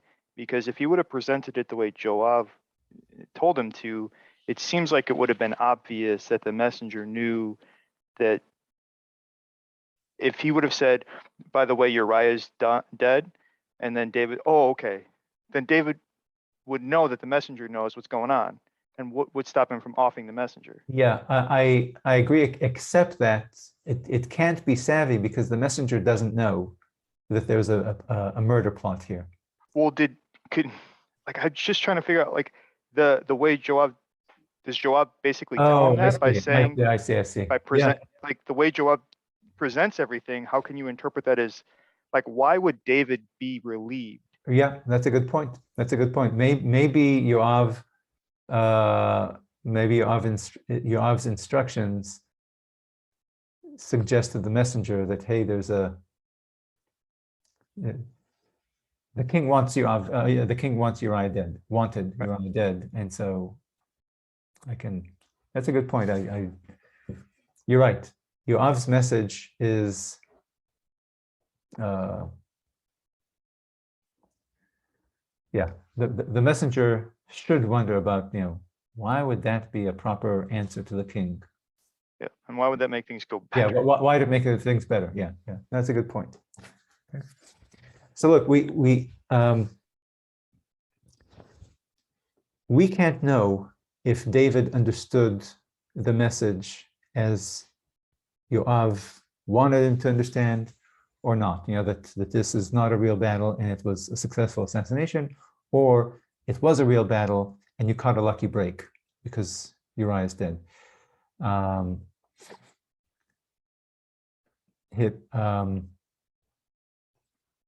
Had David heard Yoav's original message, then he would have gotten the message properly, that Yoav is telling me, I did what you wanted me to do and nobody knows. Okay, you're in the clear. Okay, but David didn't hear that message. Okay, and so we can't know if David thinks it's a real battle or a successful murder. Still, though, look, David is not a dummy. He has to suspect. He has to wonder whether it's a real battle or my plot having worked out not exactly as I lined it up, but whatever. So he must suspect that Yoav carried out his order And his response to the messenger, again, this is in 25, his response to the messenger is in effect a thank you note to Yoav. Okay, he says, don't feel bad about what I made you do. Don't feel bad about these dead soldiers. Okay, because war, with the sword, okay, because war takes good soldiers' lives one way or the other. Okay, so it doesn't matter. Basically, he says, war kills soldiers. And so don't feel bad about these soldiers dying in this battle because it would have killed them in another battle. Soldiers die in war. Okay, so I take this as an indication that David does understand that Yoav carried out his order. But again, it might be all on the level, but there's no doubt that David is in the dark. Yeah, it seems to me that the most we can think about David not knowing is that David is in the dark, that it could be a legitimate battle, or it could be my assassination plot having been executed. So the range of David's knowledge is between knowing that Yoav followed his orders or not being sure. But it cannot be that he thinks that, then the murder plot never had to be, it never even came up. Okay? Because I know for a fact that Uriah died of natural military causes. The other question I have is how are we so sure that Uriah didn't read the note and tear it? Like, could David be sure that Uriah didn't read the note and tear it up? I do think it's reckless to send Uriah with his own death warrant, but actually,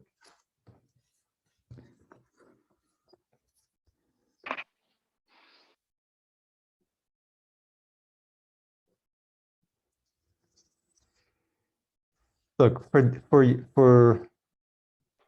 Yoav not to have received the instructions from David, then we would have to understand verse 16 as saying that Yoav initiated this battle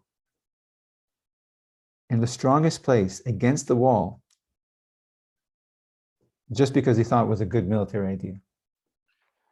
I'm with you on that, but does David know that because insofar as we're talking about what David knows and didn't know, I think we were kind of saying that he had to at least know that Yoav knew of the plan and was trying to execute the plan, and whether it happened in kind of battle scenario or a planned assassination is. I think he would get the message that Yoav. I don't think he'd have reason to suspect that Yoav didn't get the message, because the message from Yoav, as David experiences it, is the messenger is singling out Uriah the Hittite.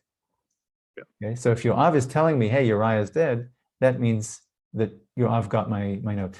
But it does, again, I didn't think of it at the time when we were talking about, does Uriah know, or is he just a Boy Scout? The fact that David gives Uriah the death, the letter, the murder plot, the murder conspiracy, the conspiracy letter, the murder instructions, I think is pretty good indication that David suspected that the reason why Uriah isn't going home to sleep with his wife is because he's a Boy Scout, not because he knows. If he suspected that Uriah knows what's going on, yeah, then why would he send? Then why would he give him? He would have sent another message. I guess you would figure it out either way. Either Uriah would bolt, and that would still clear up the problem if he just absconded. Yeah. Oh, look, but Uriah could come home and put it on CNN that the king slept with my wife, and And he tried to have me assassinated. Look at this letter. It's true. And the king's Look, upset. the wise thing to do is to send another messenger. Tell Uriah, go home, not home, go back to the front. Send another messenger. I didn't think of it until now, but it suggests that at least David, when David was having the discussion that you and I were having, it seems that David concluded, maybe unwisely, maybe because David is not. Yeah, something's weird. Maybe David isn't as clever as Yoav, or as fiendish or whatever. That he concluded that Uriah was a Boy Scout rather than that Uriah knew what was going on. I suspect. Look, so what we see in this story, when asked, why does the author bother to tell us all these deviations, that David says this, but Yoav does that, and then Yoav tells the messenger to do this, and the messenger does the other, and all this back and forth, when he just could have told us, he gave the order, Yoav did it, and Uriah died. And then David took the wife and everything else. All these details, all this back and forth, is a way to get you and me to have this kind of discussion, to wonder about these characters, and it's a way to get us, the readers, the audience, to draw certain conclusions about David's character and also Yoav's character. Okay, just like the author did when he kind of just mentions that, Bathsheba was just past her period. Okay? Or just as when the author took care to emphasize that Uriah never did go home to his wife. Uriah did not have sex with his wife. Okay, so the author doesn't tell us that David is rash and sentimental and reckless and ruthless, or that Yoav is cool and cunning and loyal. The author instead helps us, just kind of he helps us get the impression, he helps us get to know these two important characters through these two episodes. Okay, Yoav deviating from David's orders, and Yoav's again this play with David. Okay, delivering to David a message through somebody who doesn't know what the message is. Okay, and then the king's response. The king. Okay, so we get to see that these two characters, they understand each other. Okay, Yoav gets what David wants him to do. David understands the language that Yoav is sending him. And so we get this impression of, like, next week we'll talk about Yoav. And that we've already seen with Yoav, you've read that David constantly rags on Yoav. And Yoav did this, he's a terrible man and everything else. But we see them working in concert very well. Okay, they are partners, and we see it here. Okay, we see the loyalty of Yoav and the trust that David has in Yoav. Because look, what David is doing here is giving Yoav dynamite, like really political blackmail material that is priceless. Clearly he trusts him. Okay, so we see two people here who understand one another and who have a bond. Okay, but the question is, we should move on to Absalom, but why doesn't Yoav just send a private letter? Like, why does Yoav send a messenger and have to depend on the messenger, which forces him to speak in hints? Okay, tell him this, and when the king says this, tell him this. Basically, the choreography that Yoav designs is meant to tell the king, I did what you told me, and nobody knows. Okay, rest assured. Okay, so why not simply send a letter? Just like David sent Yoav a letter. It's private, you don't have to depend on the messenger delivering the message exactly as you choreographed it, which proved to have not happened anyways.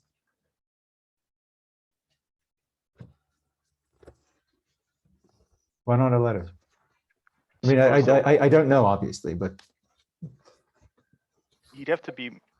Would he have to be more explicit in the letter? well, yes, in a letter, because a letter is private, you can be more explicit. You can say, I did what you told me. Uriah is dead. You don't have to worry. Nobody knows. Sealed with a seal. Nobody knows. So two things come to mind. Either you can't always trust a mess, or Joab doesn't trust messengers as much as David does. Right. Or I think I get the impression that Joab wants to also communicate with David that he made a miscalculation. Like there's lots of other people died. Yeah. David's not on the battlefronts. He doesn't understand what's going on. He's out of touch. Wait, that David made a miscalculation by ordering it the way he ordered. Right. Yeah, yeah. Perhaps, yeah, it might be that as well. I was thinking more about the fact that, look, David is rash. We just talked about how David is rash by sending the letter in Uriah's hand, when there is a possibility that Uriah knows that there's something funny going on here. Okay. But even if you send it in somebody else's hand, like this is, it's political dynamite. A king murdering his own soldier in order to get his wife. That's, to have that on paper, look, it's why the mob does its business in person rather than on email. Okay, saying, kill Tony, that can be intercepted, that can be found, that'll live forever. Okay. So we think that David is rash, and we think that David trusts Yoav with his life, because Yoav now has this letter, and will always have this letter, theoretically. I mean, David trusts Yoav not to use this damning letter against him. Okay? But Yoav is much more careful, apparently, about David's standing and reputation than even David is. Okay, so he doesn't want to put on paper a letter that convicts David of the worst crime imaginable for a king. Okay, and on top of that, Yoav, if Yoav wrote this letter, it would convict him as well. Okay, it would convict Yoav of murder and of betrayal of the army, of his soldiers, of his officers.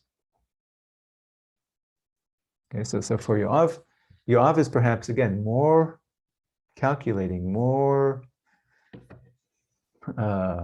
cautious, more cautious, more politic than David, and that he is finding a way. He designs, he choreographs this human. He uses a messenger who doesn't know the message to deliver the message, without realizing that he's the real message that he's delivering.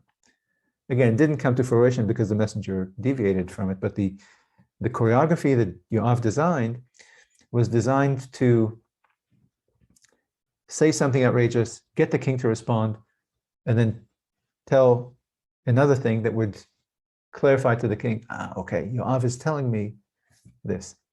Okay, but doing it through an unaware human messenger without hard evidence left over. That's my sense of it. Okay, and again, we're getting to know David and Yoav, and this is going to be important as we continue with their relationship all the way to Yoav's murder at the end of his life, obviously.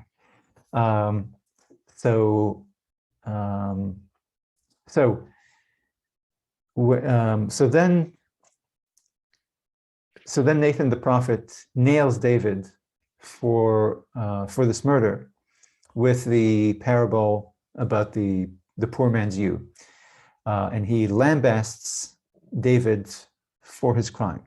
Okay, you are the man. You are the rich villain from that story. Now, David told, when Nathan told David the story about the poor man's ewe, David gets outraged and he says that the villain, the rich man, shall pay fourfold for that ewe that he stole and slaughtered. Now, the rabbis, and commentators have pointed out that David indeed pays fourfold with his own little lambs. The first is the baby that he has with Bathsheba dies. Then Tamar is raped by her brother, Amnon. Then Amnon is killed by Absalom, and then Absalom is killed. Okay, so here is David's fourfold punishment for what he did to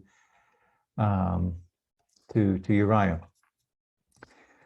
Now, these rabbis and commentators point out that the punishment is that much harsher because David had a role in all of these losses to his own children. Okay, the death of his and Bathsheba's baby, David had a role in it. The rape of Tamar, David had a role in not punishing it. The assassination of Amnon, certainly a product of David's inaction. And the rebellion of Absalom, of course, also David had a role in allowing it, and then in the killing of the death of Absalom. So before we move on, what do you think about this argument that there's a connection between David saying, like, do you see it as a poetic comeuppance? That David said about the story, punished fourfold, and here his four children are kind of suffering this grave fate.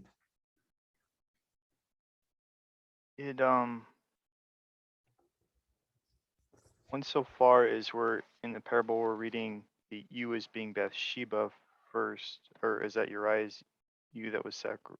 She's not really sacrificed. Well, look, that's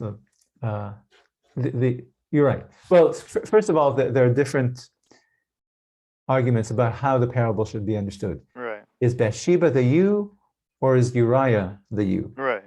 But usually it's understood as Bathsheba. That David with his harem is taking the wife of this poor soldier who's got one wife, and he steals her from him. But you're right. Look, nobody's kids died. Yeah, look, the problem with this poetic reading of the punishment and tying it to what David said to Nathan is that first, David didn't kill anyone's child. Okay, so David's children are killed, or raped, or killed. Okay, David murdered a man and stole his wife, and he did not suffer the same fate. When David said that the man should be punished fourfold, he said what he did to the poor man should be done to him fourfold. Okay, what David did, again, murdering a man and taking his wife, did not happen to him, not even onefold, let alone four. And more important, God never promised a fourfold punishment. Okay, so this idea of paying fourfold for the crime for a crime comes from David, not from God. Okay, when David talks about the villain from the story, the promise that God promises David comes in the next chapter in verses 12, 13.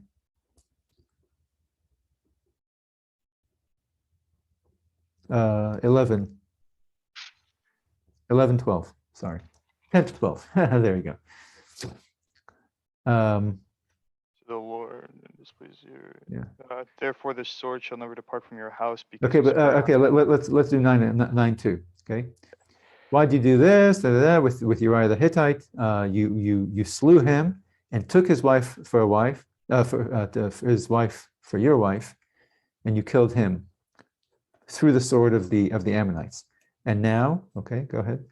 Therefore, the sword shall never depart from your house, because you have spurned me by taking the wife of Uriah the Hittite and making her your wife.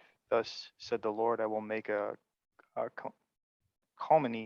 calamity, rise against you from within your own house. I will take your wives and give them to another man before your very eyes. And he shall sleep with your wives under this very sun. You acted in secret, but I will make this happen in the sight of all Israel in broad daylight. Okay. So what you did in secret, I will have done to you underneath the sun, in view of the whole people. Okay, so it seems that David's punishment, at least if we go by God's word, as opposed to the rabbis, is not what happens to David's children, will happen to David's children, but the endless rebellions against David, including Absalom, who tries to kill his father and sleeps with David's wives in the open. It says that Absalom slept with them in the open, under the sun, in the view of the people of Israel. Okay, so it seems that the punishment for David for this crime is not what we're told happening in his family, to his little lambs, his little ewes, but rather it's a political punishment. Okay, and specifically the sleeping with the wives. So let's discuss Absalom's rebellion. So we're not going to get into the Amnon and Tamar and everything else, but after murdering Amnon for the rape of Tamar, Absalom escapes to the north. It's a kingdom by the name of Gshur, which is in what is called the Golan Heights, and the border between Israel and Syria. And the reason he runs away there is, I don't know if you kind of followed the genealogy for Absalom, but Absalom's mother, Maacha, was a princess from Gshur. Okay, so the king of Gshur is Absalom's grandfather. Okay, that's why he finds a haven there. So he sits there in exile, and he then negotiates his return to David. He negotiates with David about returning by using Yoav as an intermediary. And David allows him to return, but will not see him. And for 2 years, Absalom, who now that Amnon is dead, Absalom is the heir apparent. Okay, Absalom is now the eldest. So for 2 years, Absalom waits for David to let him back into the fold, to have an audience with him, to let him back into the palace, back into the king's good graces. And you can, the backdrop to the rebellion is that Absalom needs the king to signal to him and to the elders and the people of Israel that Absalom is kosher. Okay, that even though Absalom did this terrible thing, I allowed him back and I accept him, and he is dining at my table. He is the next in line. I'm fine with him. I've accepted him back into the fold. I approve of him. Okay, David, see him as a legitimate successor. Okay? Because David is not a young man. If David dies before he signals his approval of Absalom, that can be a serious problem for Absalom. So after 2 years of waiting for David to cool down and accept him, let bygones be bygones, Absalom steps it up. Okay? He calls Yoav to again come to him to once again act as an agent with David, to represent him to David and ask David to accept him. And Yoav says, no, I'm not going to get involved. Absalom insists. Yoav again doesn't come. So Absalom summons Yoav, and Yoav doesn't come. And so this is in chapter 14, verses 29, 30. Okay, so Yoav won't come to Absalom. So Absalom burns Yoav's field, to get his attention. Okay, so you can sense Absalom's insistence or desperation. Okay. Okay, he demands from Yoav that the king either publicly accept him, again in public, officially, or have him killed. Okay, so for the killing, put him to death for the killing of Amnon. Okay, so all or nothing. Like I'm tired of being in this limbo. Okay, and so it goes. Yoav, 24.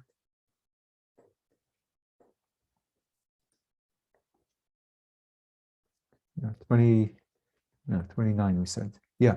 Yep. 29, 30, 31. He goes to him. And then Yoav arranges it. He comes to the king. This is in 33. And tells him. And then the king summons Absalom and receives him in the palace publicly in front of everyone and kisses him. Okay, they bow to each other, and then the king kisses him. Okay, and then the next thing we hear. Okay, so it sounds like that Absalom got what he wanted, but the very next thing, the chapter, verse 1 of the next chapter. Okay, so this is the very last verse of chapter 14. The first verse of chapter 15. Tells us that Absalom starts adopting the trappings of monarchy. He rides in a chariot with a team of horses. He has an entourage running before him, which immediately reminds us of Avimelech, Gideon's son, when he made himself king, when he sought monarchy in Judges at the beginning of chapter 9 of Judges. Look, you don't even have to go to Avimelech. If you follow politics, the theatrics or the visuals of our politics, even today, you see the same thing. The president rides in a big armored car with motorcycles riding before and behind, and with bodyguards running alongside the car. Okay, that's how the president of the United States travel, which means that people who are campaigning to be the next president, presidential candidates or presidential aspirants, they do the same thing. They also arrange for themselves to travel in motorcades with security teams and spokespeople and everything else.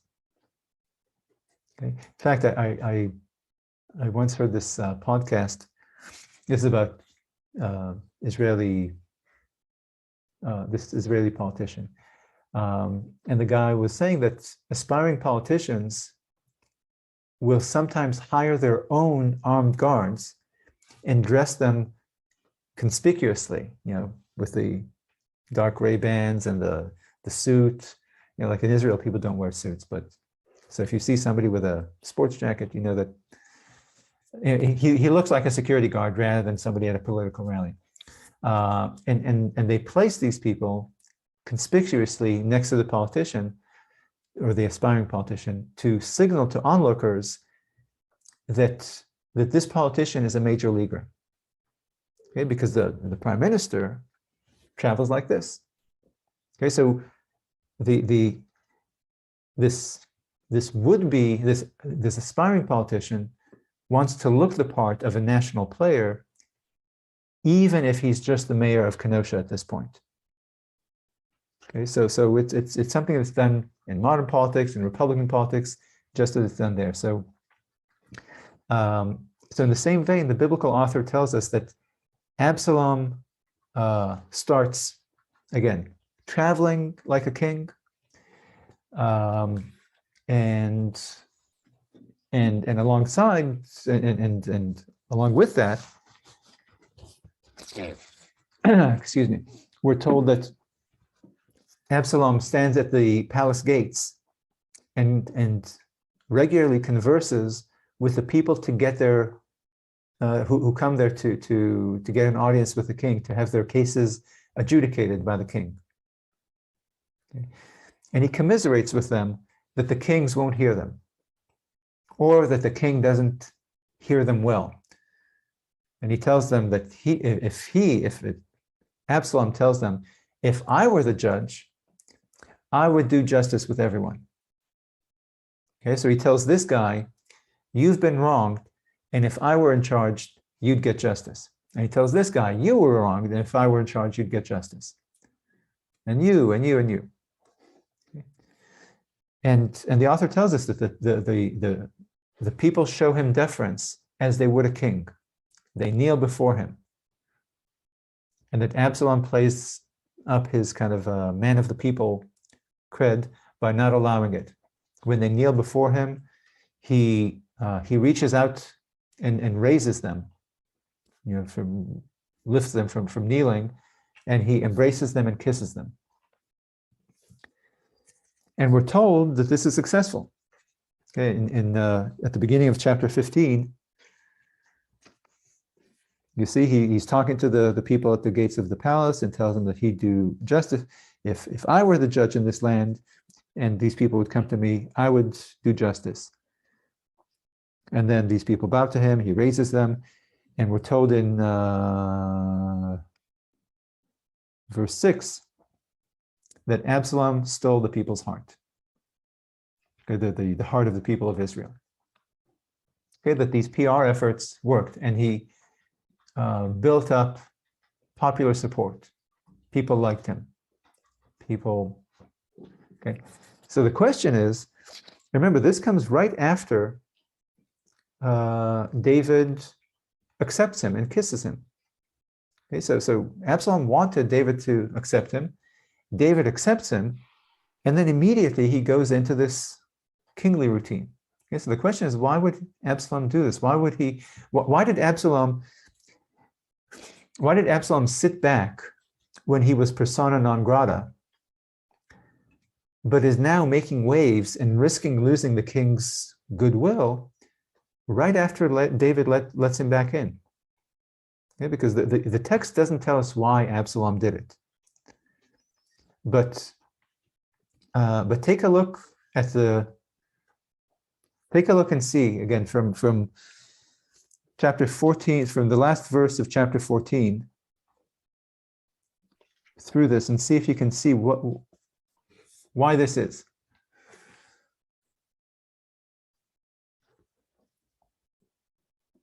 Actually, look, read from verse 33 in chapter 14 to verse 7 of the next chapter.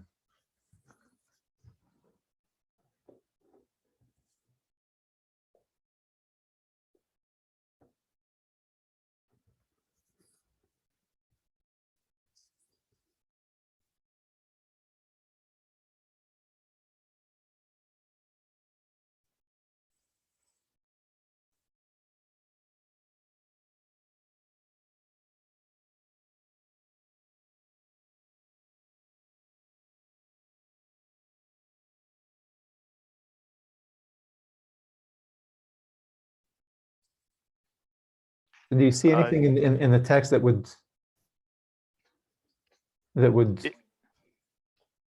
give a hint? It seems like David's a little bit absent. Right. That maybe he's ill, or maybe he's just not interested Oh, anymore. okay, absent because Absalom is doing all these things and David isn't intervening? That, and the people still can't. It's also clear that the people aren't There's a pattern of the king not seeing anyone that Absalom is capitalizing on. Yeah, so I don't know if he's not seeing anyone, but the people are complaining that they're not getting justice. Okay, that I would do justice. Okay, because obviously the people are coming to the palace to get an audience with the king. Right. So there's something up that's not You being see responded to. in verse 2, all the people who came to the gate who had a case to come to the king for a trial, for adjudication. Okay, so they are coming to the king, and the king sees them, and I guess they're like in any trial, there's one person who doesn't get justice, right? The person who loses the case doesn't think that he got justice. But look at verse 33. Okay. He comes in and he kisses him. Okay, that's all the text says. Okay, no hugging, no embrace, and he embraced his son. No conversation. It's a public act, He sees him and he kisses him. Okay, so it's we might understand, or we can understand if Absalom might have gotten the sense that the king is not, again, embracing him, kind of. It doesn't say anything. Okay, it says he kissed him. That's it. That's the start and end of it. But it doesn't read as an effusive or they fell on each other and that David loved him or anything like that. Okay, so we might be able to understand if Absalom suspected or got the sense that the king is not signaling to the court and the people that Absalom is the heir apparent. Okay, that he's in the driver's seat for the succession. And so if David isn't touting, isn't bringing Absalom close to him at his side, then maybe Absalom decides to do it himself and start his own PR campaign by building public support for himself as the future king. Okay, so look, I don't think that there's that it's clear that Absalom is planning a rebellion. Okay, he might simply recognize that the king is aging and that his status as heir apparent is still not established. Okay, and so he aims to build public acceptance and popularity, maybe to pressure the king in a way, or to pressure the head priest Abiathar, or the head general Yoav, okay, to get the people to see Absalom as the next in line, so that these authority figures, the head priest, the general, the king, to follow suit, to see that this guy is a strong contender, the leading contender, the right contender. Okay. But there's the reason I want you to look at verses 33 to 7 is that 7 is that the conventional understanding of Absalom is that, and widely seen as such, that Absalom was rebellious. That his intention from the start was insurrection. Okay, that he's a bad son, or that he has his heart set on taking King David's kingdom from him. Okay, so most renditions of the Absalom story are about a good, loving father and a bad, rebellious, ungrateful son, aggressive, ungrateful son. And these verses here indicate that Absalom had his had his mind set on rebellion. Okay, and basically we get this image of Absalom again as aggressive and everything else in a variety of ways since the introduction of actually. Can you think of the negative of the parts of the story where you developed your negative image of Absalom?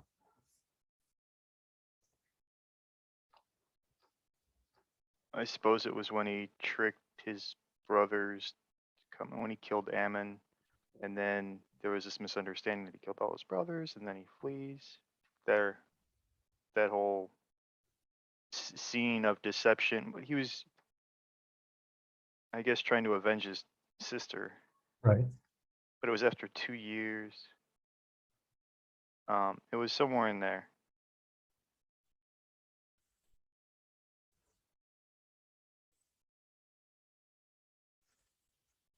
He deceives David in order to get his Right. brother to come to his Right. his home to eat, and then he kills his brother. Yeah. But then what else? I mean, look, we've been exposed to Absalom now since chapter 12, 13, sorry. Okay, so no, it is 12. No, 13, sorry. So what attributes of David or what tidbits about Absalom can you think helped you as a reader? But I'm not even asking you if you liked Absalom or not, because I know you didn't. Nobody does. Okay.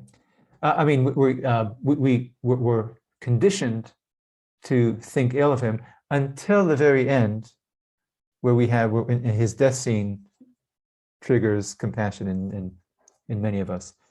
But can you think of what about the Absalom story that conditioned you to think of him again as rebellious, ungrateful, aggressive, etc.? Other than the murder. Okay, so you mentioned the murder, but what else in the Absalom story? Well, then so I kind of agree that the beginning of this, the first 7 verses of 15, I mean, he seems just to be waiting and currying favor with the people. Right. Yeah. But even beforehand, so look, there's he murders, and then there's the and then the disrespectful way he deals with his father. Enjoy. And then the disrespectful way he deals with Yoav, the aggressive way he deals with Yoav. Okay. And then his flattery of the people and speaking ill of his father, the king, in front of them to the people. Not to mention the chariot and all the kingly, but between even before he comes back and puts on airs. What else do you know about Absalom, and does it make you like him or dislike him? Like, what else do you know about Absalom other than between the murder? He was very handsome. Right, long hair. Okay, so we get this image of him as prideful, as beautiful, with a great head of hair that will eventually kill him, by the way. Okay, so we're kind of given by the author these tidbits. Again, the author doesn't tell us he's a bad son, but he tells us these things about him that make us think ill of him along these lines.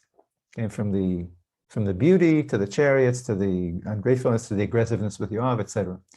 Okay, so let's see if the story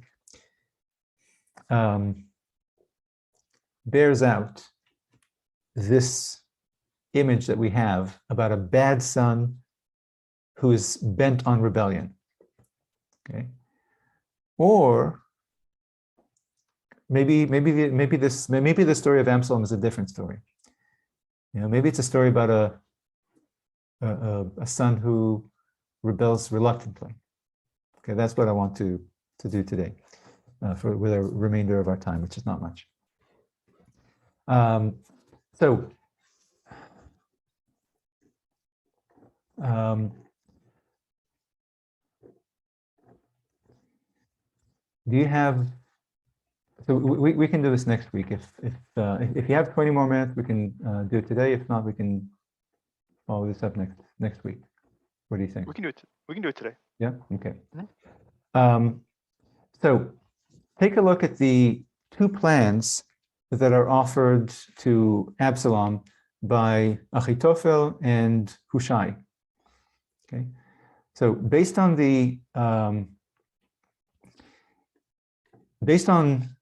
this reading of the story that we just traced, okay, of a bad son, ungrateful son who's bent on rebellion, what explains, this is in chapter 17, verses 1 through 14. Okay, so if we're to understand Absalom as aggressive, ungrateful, bent on rebellion, how are we to understand Absalom choosing Hushai's plan rather than Achitophel's?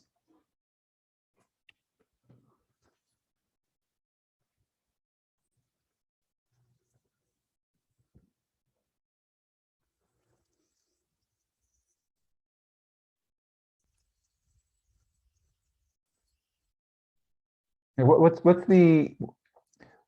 the difference between the two plans?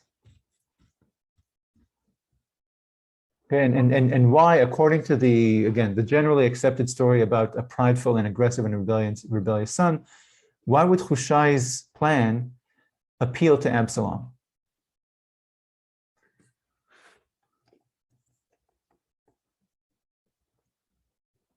Do you see the difference between the two plans in their packaging, the literary packaging? The first one, from in panic when all the troops flee, I will kill the king alone. This is Achitophel's plan. Right. And then the Hushai's plan is first attack over here. Disaster has struck the troops. For all Israel knows that your father and the soldiers with him are courageous fighters. So I advise that all the Israel and Dan to Bathsheba, as numerous as the sands of the sea, be called to join you. March yourself into battle.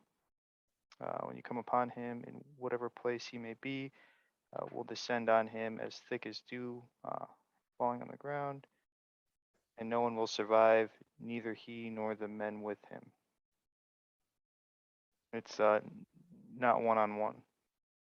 Well, it's not the one-on-one, but also, look, what you said, where in Achitophel's plan, Achitophel is the hero. Okay? Achitophel is the main and only actor that will bring about victory. I will do this, and I will do this, and I will do this, and I will kill the king. Okay?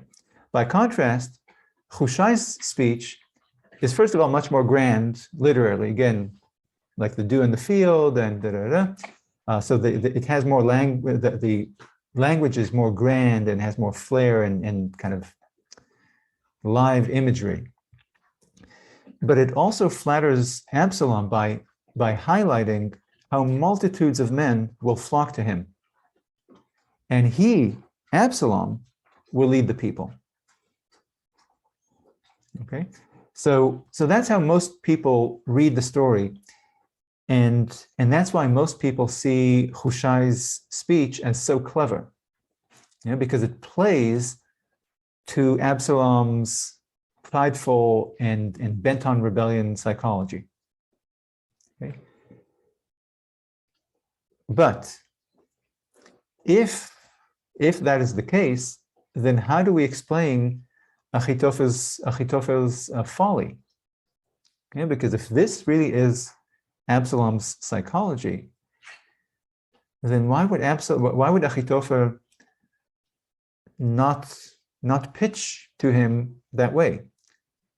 Okay, we're repeatedly told that Achitophel is the wisest man in all the land, that his counsel is so sound that his counsel is as good as God's counsel. Yet we're expected to believe that he made such an obvious and boneheaded error here. Okay, that he didn't know that kings have pride. Okay, that he didn't know that Absalom had a massive ego. He didn't notice that his speech is full of, I will raise an army and I will lead it and I will go and I will kill and I will deliver. Okay, we're expected to believe that Achitophel suddenly was struck with stupidity and not understanding kind of the audience he's addressing. Okay. So look, some read read verse 14 here as an indication that God intervened to help sway Absalom in the direction of David's double agent, Hushai. Okay.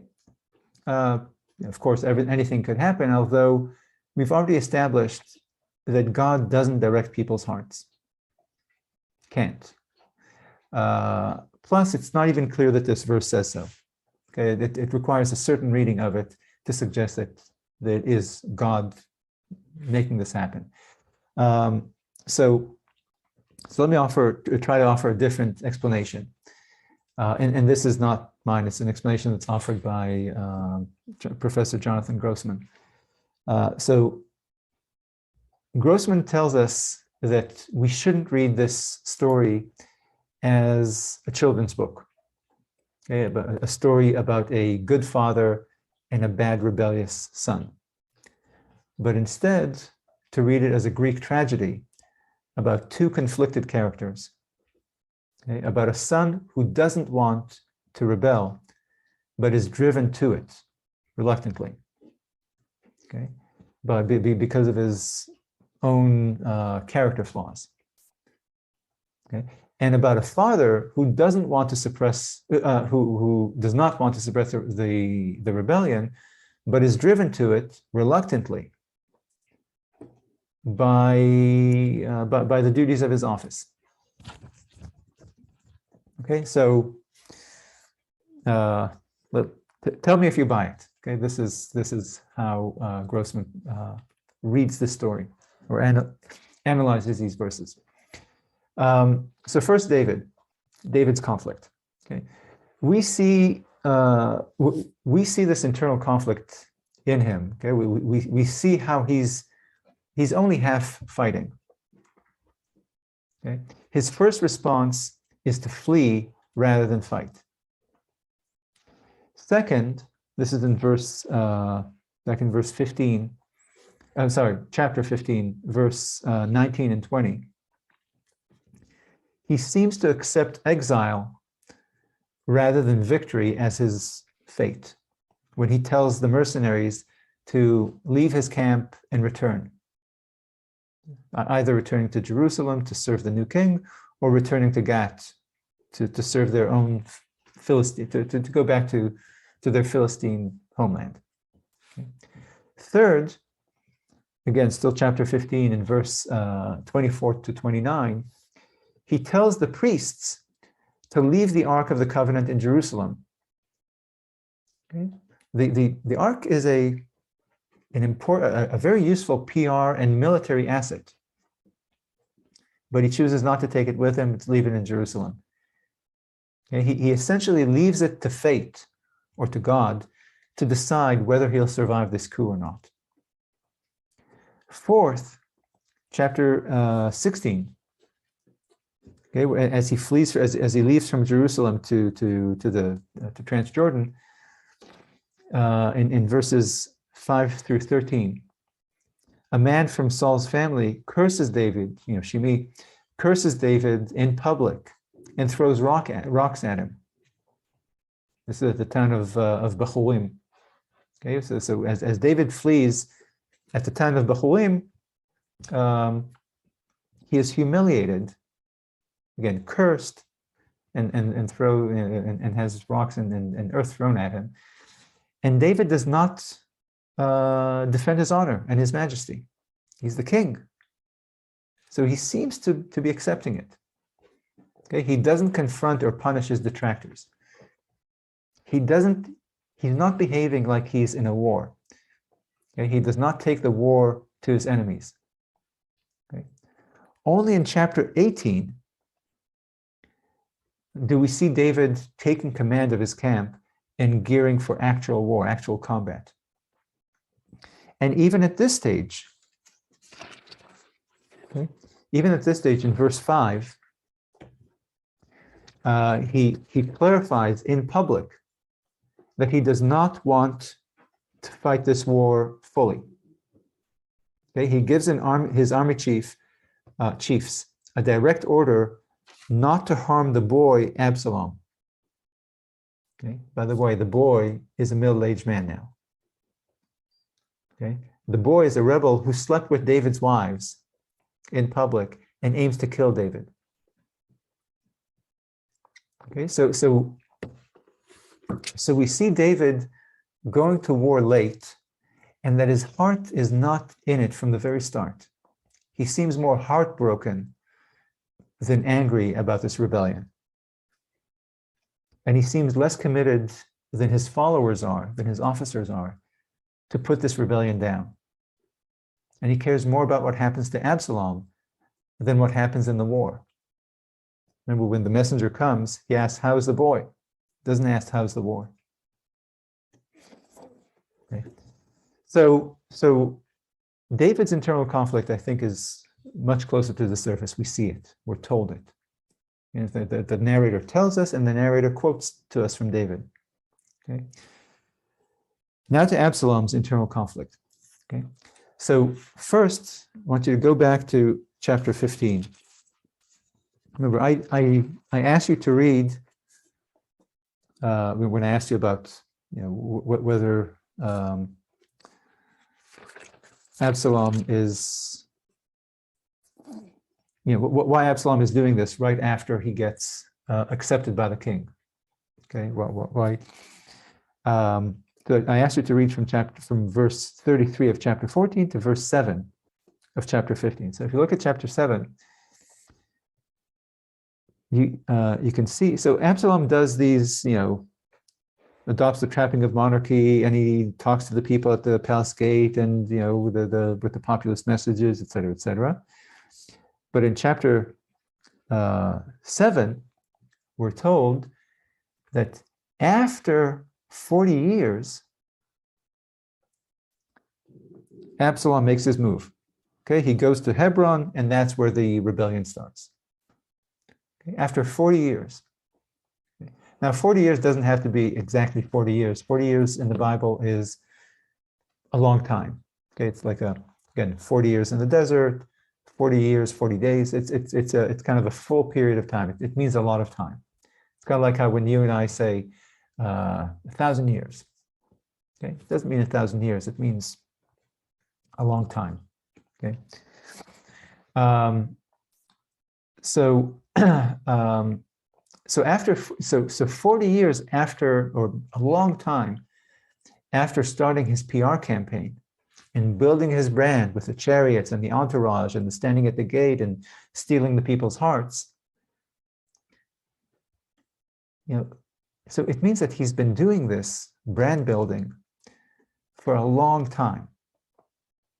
Okay, so it indicates that when it says 40 years, it indicates that David is old, which we already know anyways, but that David is old, and Absalom has been waiting already for a long, long time, for a generation, before making a move to replace David.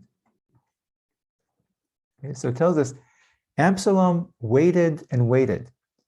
He resisted making a move.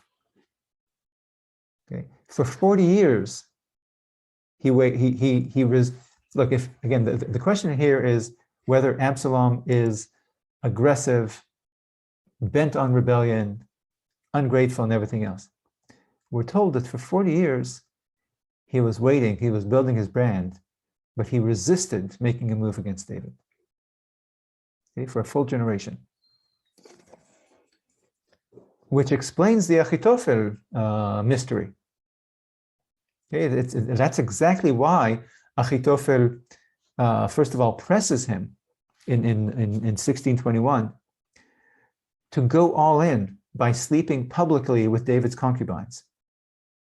Okay, so Achitophel likely noticed what the biblical author noticed, okay, that Absalom has been tentative in his rebellion. Late initiating the rebellion and not fully going all in. Okay.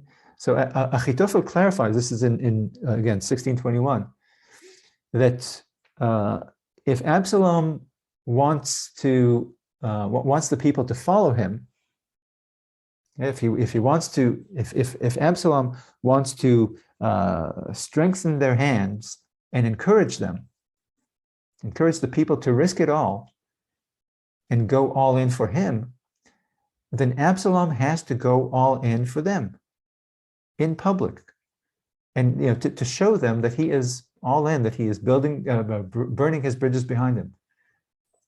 To clarify that he is going for it and to make an irreversible move. Okay, now, and we have to remember that Absalom already rebelled against David once by murdering David's son, the crown prince.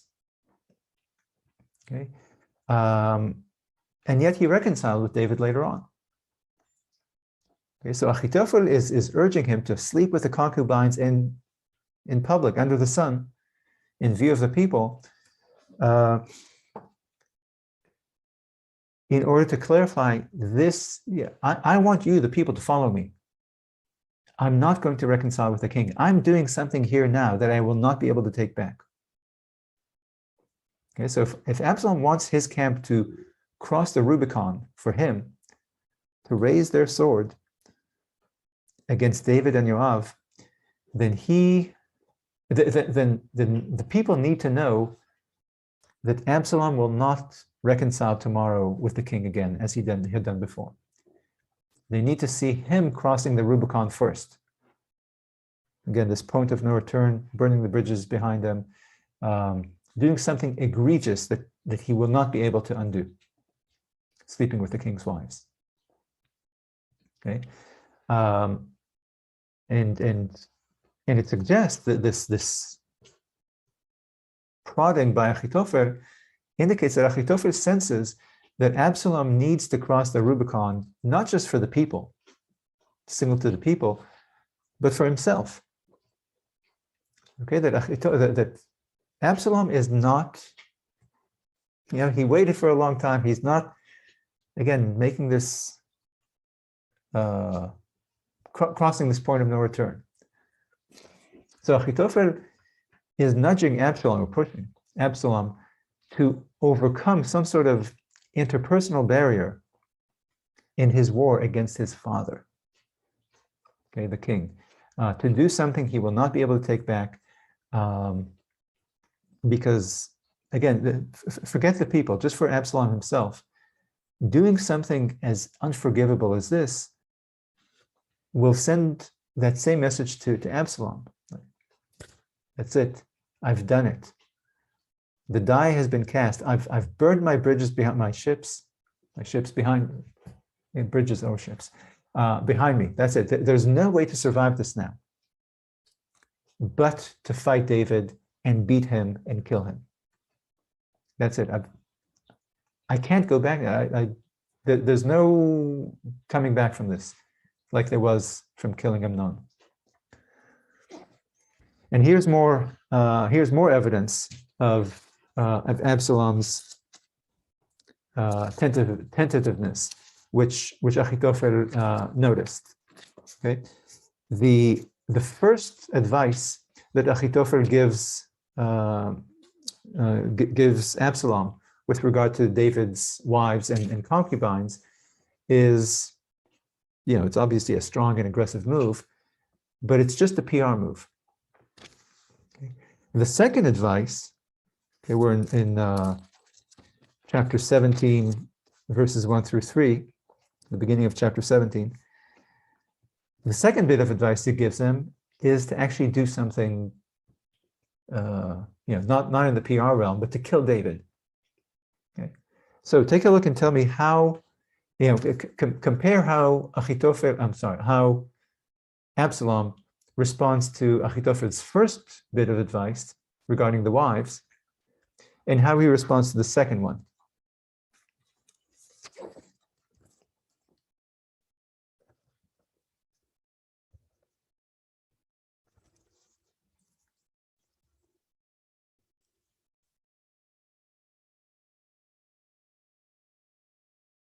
So in the first one, he immediately sits out and pitches the tent is pitched, and then he lays with his father's Right, he concubines does it. without any. Achitophel says it, and immediately the next verse he does it. Okay, how about the second? Okay, so about the wives, Achitophel advises, and Absalom does it. Yes, to summon Hushai. Right. Okay, so the second bit of advice, go to war against your father and kill him. The response, again, the very next act, Absalom hears it, says, okay, good. And then he turns to Hushai and asks him, well, what do you think? Okay, so after Achitophel's first advice with the concubines, Absalom doesn't need a second opinion. Okay, but he seeks out a second opinion after Achitophel's advice about killing the king, which clarifies to us, and probably to Achitophel too, and probably to Hushai, that it's a more difficult act for him to go to war against the king, to kill the king. And again, Absalom waited 40 years before making his move. He's not eager. He's shown that he's not eager to fight against his father. Okay, he's not eager to murder his father. Okay, and this is a likelier explanation for the I in Achitophel's second advice. I will pick the men. I will lead them. I will chase David. I will cause him to shudder. I will kill him. I will bring the entire people under your rule. Okay, so Achitophel senses that Absalom is conflicted. And he offers Absalom a way to finish the rebellion without forcing Absalom to do it himself, to do the dirty deed, which is obviously difficult for him, to do it himself. I will do it for you. Okay. And along the same line, if you again take a look at Achitophel's plan, notice how he addresses, actually in both of the bits of advice, both on the concubines and on the war. Look at how he refers to David.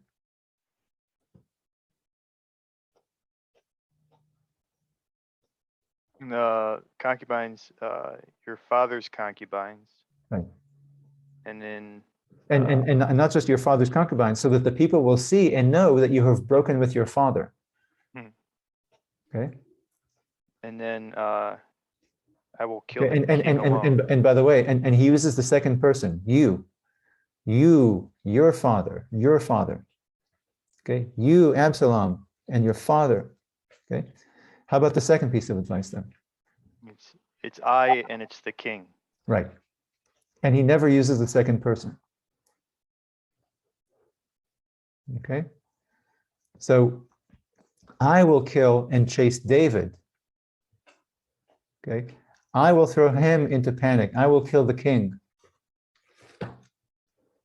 Okay. So of course, it could be a coincidence. Okay. But again, it depends on what you assume about the author. Is this an author who chooses words purposefully and purposefully, as we do when we read modern poets or modern authors? Okay, we assume that this word was chosen for a reason. Okay, so Achitophel, again, assuming that it's not coincidental, on the part of Achitophel or on the part of our author writing the words for Achitophel. Achitophel senses that Absalom is torn, and understandably so. Killing one's father is not a small deal, small thing. So he refers to David in a distancing way, in the third person, okay, as a person and as a king. Okay, he's a rival. He's not your father. Okay, your father. He's not a father. He's not your father. He's a king. He's a person. He's David. Okay, and again, so Absalom's response is, okay, good idea. This idea about killing my father, but wait, does anyone have another idea? And I think it's this understanding recasts Hushai's speech as well. Okay, that Hushai, just like Achitophel, or that Hushai understands what Achitophel is doing. Again, distancing the target and everything else. So just like Achitophel, Hushai plays to Absalom's internal conflict and tentativeness at this moment of truth. Okay, and Hushai does the exact opposite. Okay, Hushai says, "Your father, your father, your father," 3 times. And Hushai's plan also offers Absalom more time. Okay, David, your father, will not be killed tonight. Do you see it? Okay, like no. First, we'll have a long recruiting drive. We'll gather many people, and then we'll have a real battle or full-on war. And then David will likely withdraw to a fortified city. And then we'll have a siege. Okay, and I won't be, it won't be a commando raid and a targeted killing like in Achitophel's plan, but it'll be a proper war, long, drawn out, ending in a long siege. And in Hushai's scenario, the war ends not with David's death, but with the fall of the city in which David will hide. Okay? David, it's again in Achitophel, the king is being killed. Here, just the city falls. Okay, I mean, it's still the same end, we assume, but it's not drawn out for Achitophel, that your father is being killed by you. Okay, so the story of Absalom is usually understood as a bad son versus a loving father. Okay, because we love David and we hate his enemies. But it really, again, to me at least, according to this rendition by Grossman, it really does seem that the author is trying to give us a different impression. Okay, he's telling us a tragic story of a king who loves his son but fights him, who doesn't want to kill his son but will do so, and a son who does not want to rebel but does, who does not want to kill his father but is pushed into doing so by his ambition or his impatience, or maybe not impatience, but just ambition. And again, the author could have told us this in words. He could have said David was conflicted. Could have said Absalom was conflicted because he wanted the crown, but he couldn't bring himself to kill his own father who loved him. Okay, but we've already seen the biblical author very rarely uses this simple and direct way of telling us the characters' internal lives. Okay, so the author's method usually, again, 99 times out of 100, is to use literary means to show us their inner lives rather than telling us their inner lives. And if we don't read the Bible as a sophisticated work of literature, but instead, if we read it as a primitive narrative, or a bunch of stories just stitched together by a clumsy author, then we rob ourselves of a great work of art. Okay, and And in the process, we miss what the author really is trying to tell us. Okay, it's like watching The Godfather, but turning off the volume. Okay, turning off the dialogue. So you'll still be able to follow what's happening. You'll see who sleeps with who, whose father, who kills whom. How the family changes. How the leadership goes from Sonny when he dies to Michael, and you see who won and who lost. But you've chosen to experience a great work of art as a simple comic strip. And so that's reading this story, the rebellion story, as a simple children's story versus as, again, a sophisticated work of literature.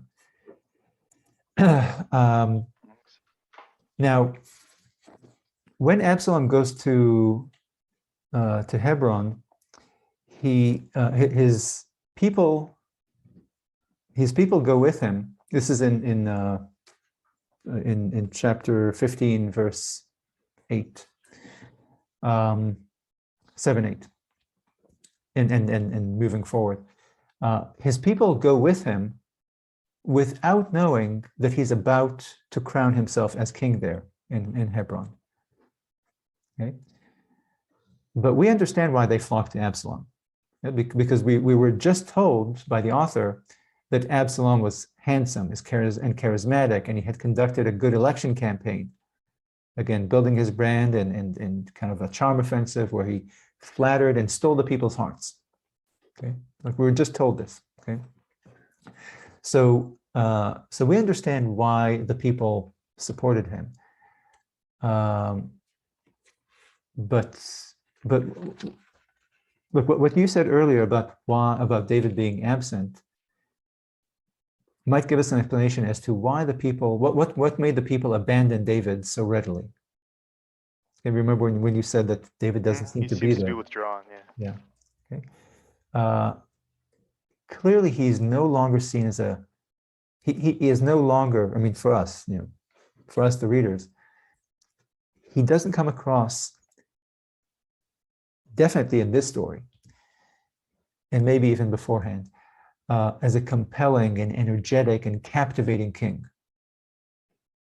Okay, and it seems to be that that's the same impression or vibe that people at the time had. Absalom seems to be on the rise and David on the decline. Absalom, the young, energetic, handsome future. David, the old, sagging, tired past. And a lot of things contributed to this impression. Okay, like Amnon in this story. Amnon rapes David's daughter, and David does nothing. Absalom murders his son, or murders Amnon, and David does nothing. He lets the murderer flee. He doesn't chase him. He doesn't demand his return from the king of Geshur. David then lets Absalom return, but not to the palace. Then Absalom gets David to publicly accept him in court. Okay, so David isn't, in charge of what's happening. David is responding. Then Absalom speaks ill of the king in public at the gates with no consequences from the king. Okay, so as we see, David is passive. Okay, not just at the time, but also in the narrative. Other people are acting, and David is responding to their actions. David isn't in command of the narrative. Okay, this king radiates passivity and acquiescence and weakness in the face of Amnon's and Absalom's actions. Okay, whereas Absalom, again, he radiates action and honor and drive. Okay? Absalom is the one who initiates his return and gets Yoav to do what he wants him to do, and gets David to do what he wants him to do, and gets the people to support him. And so you see, it's not just in the field, but also literarily, the leading character is Absalom. Okay. And so again, you sometimes will hear that a line from commentators that the people leave David for the handsome and charismatic Absalom, just as the people left Saul for the handsome and charismatic David.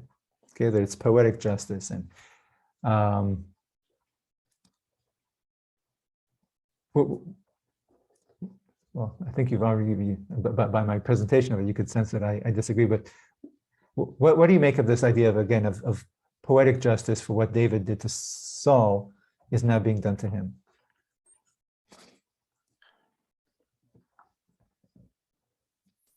It's not, it doesn't quite match up either here, because Saul's lineage is cut off with David coming in, whereas this is David's lineage and he's just no, that's definitely, but the the switching of the allegiance from the old king to the young handsome king, to the young charismatic challenger, not king. Is that, so that's clearly what's happening here with David and Absalom. Mm-hmm. Okay, is that, do you think that that's what happened in Saul and David? Everyone was at that time, north and south were still divided. So at the time of Saul's death, when things got transferred, so it's not quite a one-to-one. He still had to win the. Yeah, I mean, he had to win a war. I mean, the people, when David was a general for Saul, the people loved him and celebrated him. Okay, but when David and Saul went to war, when Saul chased David, David did not have the support of the people. He was a fugitive with just a gang of outlaws in the desert. The people didn't flock to him. And even after Saul died, all of Israel fought on the side of Ishbosheth and Avnil. Okay? The only people who fought for David were David's own tribe. Okay? The other 10 or 11 tribes didn't leave Saul and didn't leave Saul's son even for David. Okay, so you just don't see what we see. What we see in the Saul and David story is that we, the readers, maybe switch our allegiance from the old king to the young handsome king, challenger. But the people don't do that. In Saul's case, the people stick with Saul.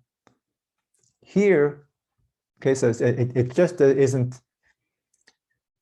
It's a nice poetic formulation, but it misrepresents what happened with Saul and David. Okay, and perhaps what explains the fact that the people never did leave Saul is that Saul never did look like a waning king. Okay, Saul was not passive. Okay, Saul was hot and fiery. Okay, he did not give the impression that he was flagging, as David seems to give here, in the face of Amnon's crime and Absalom's crime and Absalom's insolence, etc. Okay, so Saul is always fighting and active, maybe too much so. So Absalom crowns himself, and the people flock to him, and David flees from the city, walking and weeping. This is in 1530. Walking and weeping. And I hope this walking and weeping in Hebrew is haloch v'becho, reminds you of someone else. Do you remember the walking and weeping?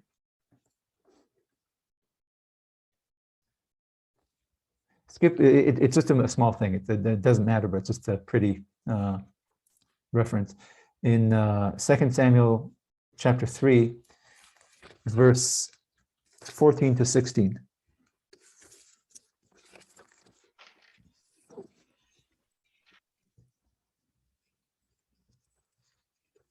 Do you see it? This is at the end of the war between David and Avnil and Ishbosheth. And Avnil wants to switch sides, and David says, "Okay, I'll sign I'll make peace with you, but you will not see. I won't see you before you bring Michal back to me. You see, and then you see what happens then? Yeah, her husband walked with his face as far as Behurim, Bahurim. weeping as he followed her. Right. So it says walking and weeping. Haloch ve'bacho. Okay. At the town of Bahurim. Exactly. Okay, so Avner takes Michal, and her husband follows Avner and Michal all the way to the town of Bahurim, walking and weeping. And then Avner, with the sword, I'm assuming, says, go back, and he goes back. Okay. And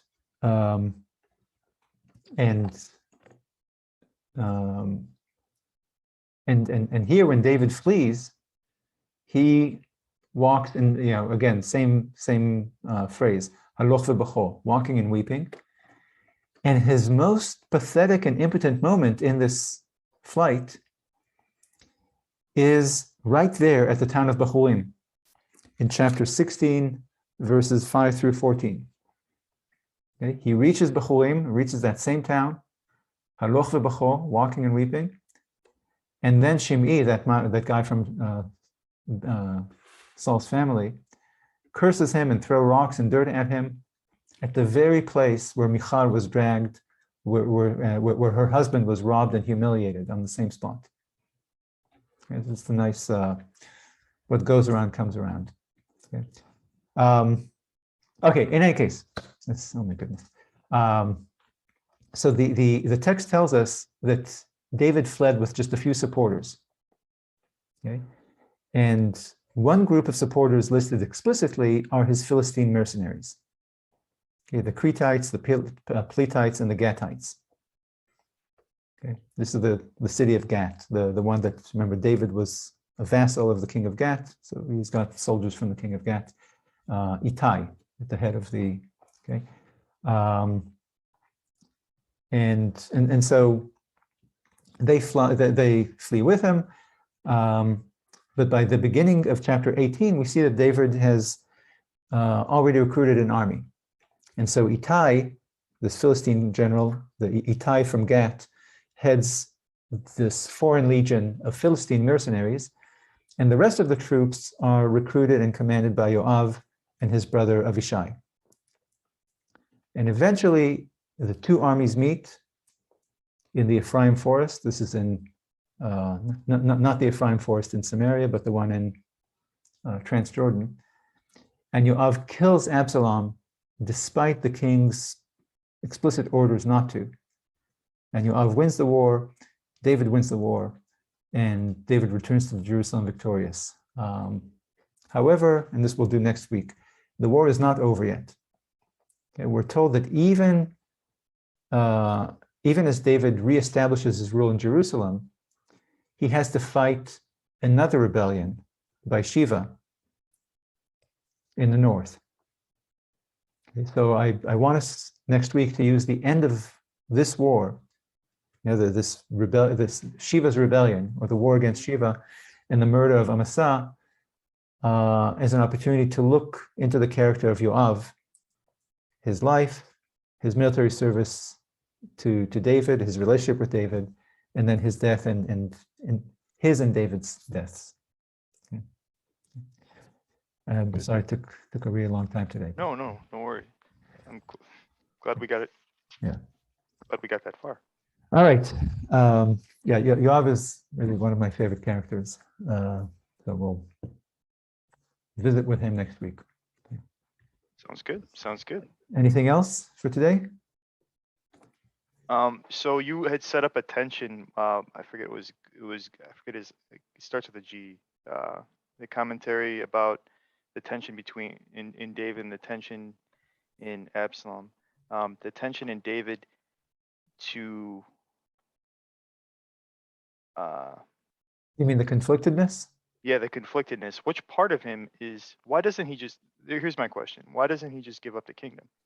Like, he's old. His son is. Like, why doesn't he just like pull a King Lear and pass on power? Look, Why does it have to come through? Why does it have to come to this? the only thing I could think of is Yoav, is because Yoav and Absalom are not friends. Like, so if David gives up power, Yoav is kind of out. Actually, look, up until now, there is no evidence that Yoav and Absalom are not friends, or are mortal enemies. In fact, Yoav has acted as Absalom's intermediary twice. But there was, I mean, he did burn his fields. Yeah. And then, and it seems like Absalom has a trusted advisor already. Yeah. It's a couple. Yeah. So where would Yoav fit in? Yeah. Yeah. No, look,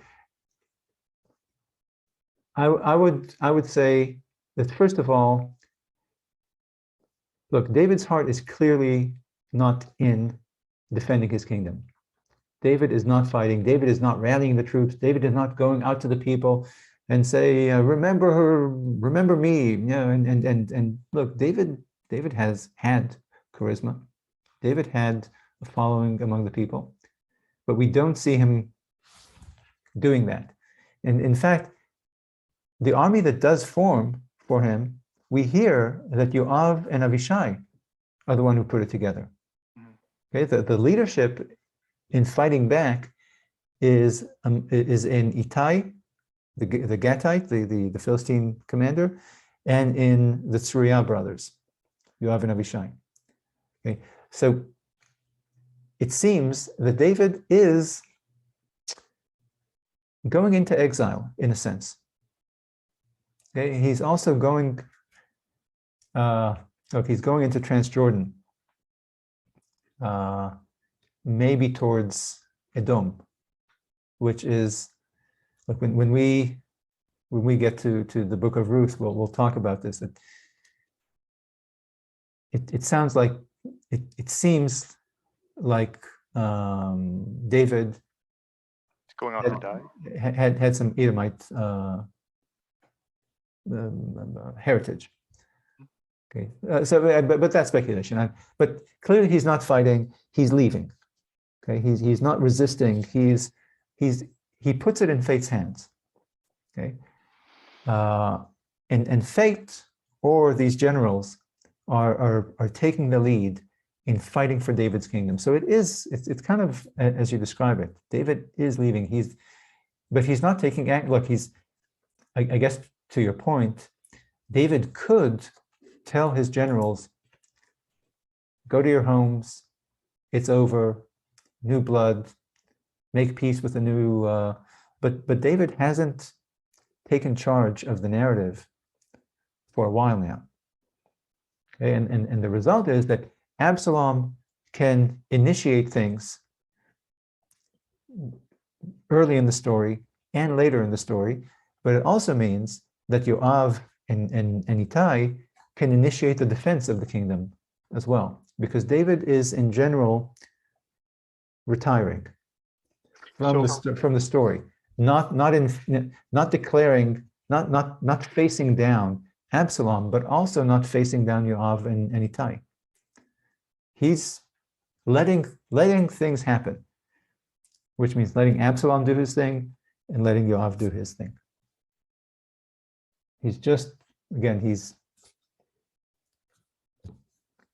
just not an active character in this story now, in the way that he used to be. So then my next question is, well, it seemed to have started when he was no longer in the battlefield. So all the way back with the Bathsheba Uriah story is when Joab kind of takes leadership from David. I think so. Joab is calling the shots. Yeah, I think so. Look, I think it's a matter of probably, at least partly a matter of age.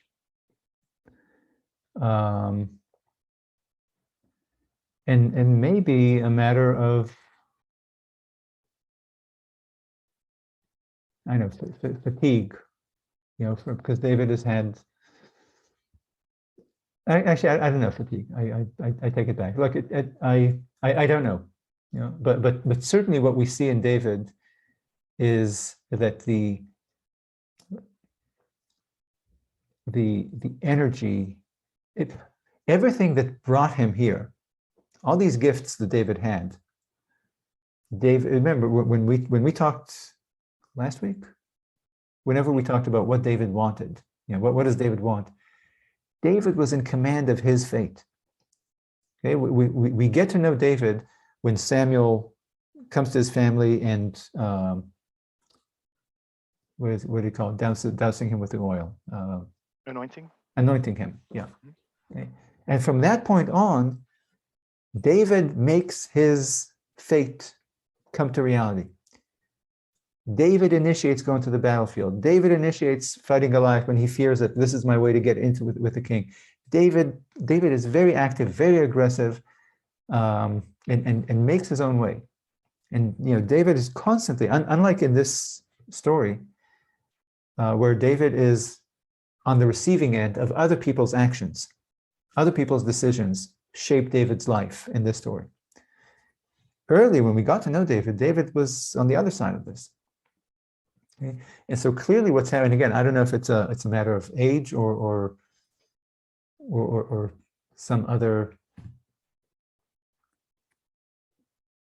emotional breakdown, maybe disappointment. I don't know.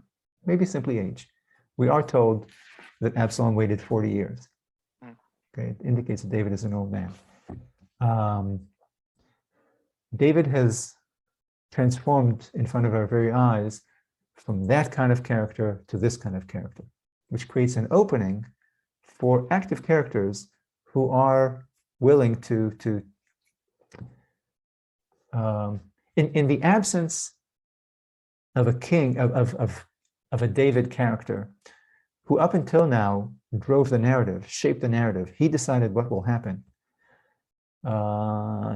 Since he is not doing that, other people are doing that.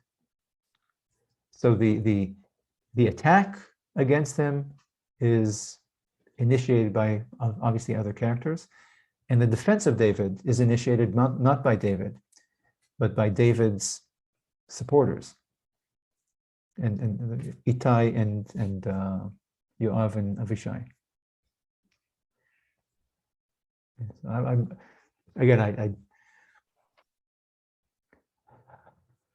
I hate to say that it's simply age, simply because we have aging characters in the Bible that we've already discussed who don't have this kind of decline in activism. Moses comes to mind most clearly. But again, maybe it's an age. But regardless of what the reason is, we see all those things that brought David his great success and stature and everything else. Late in life, all those things are taken away from him, are no longer attributes of David. The beauty is gone.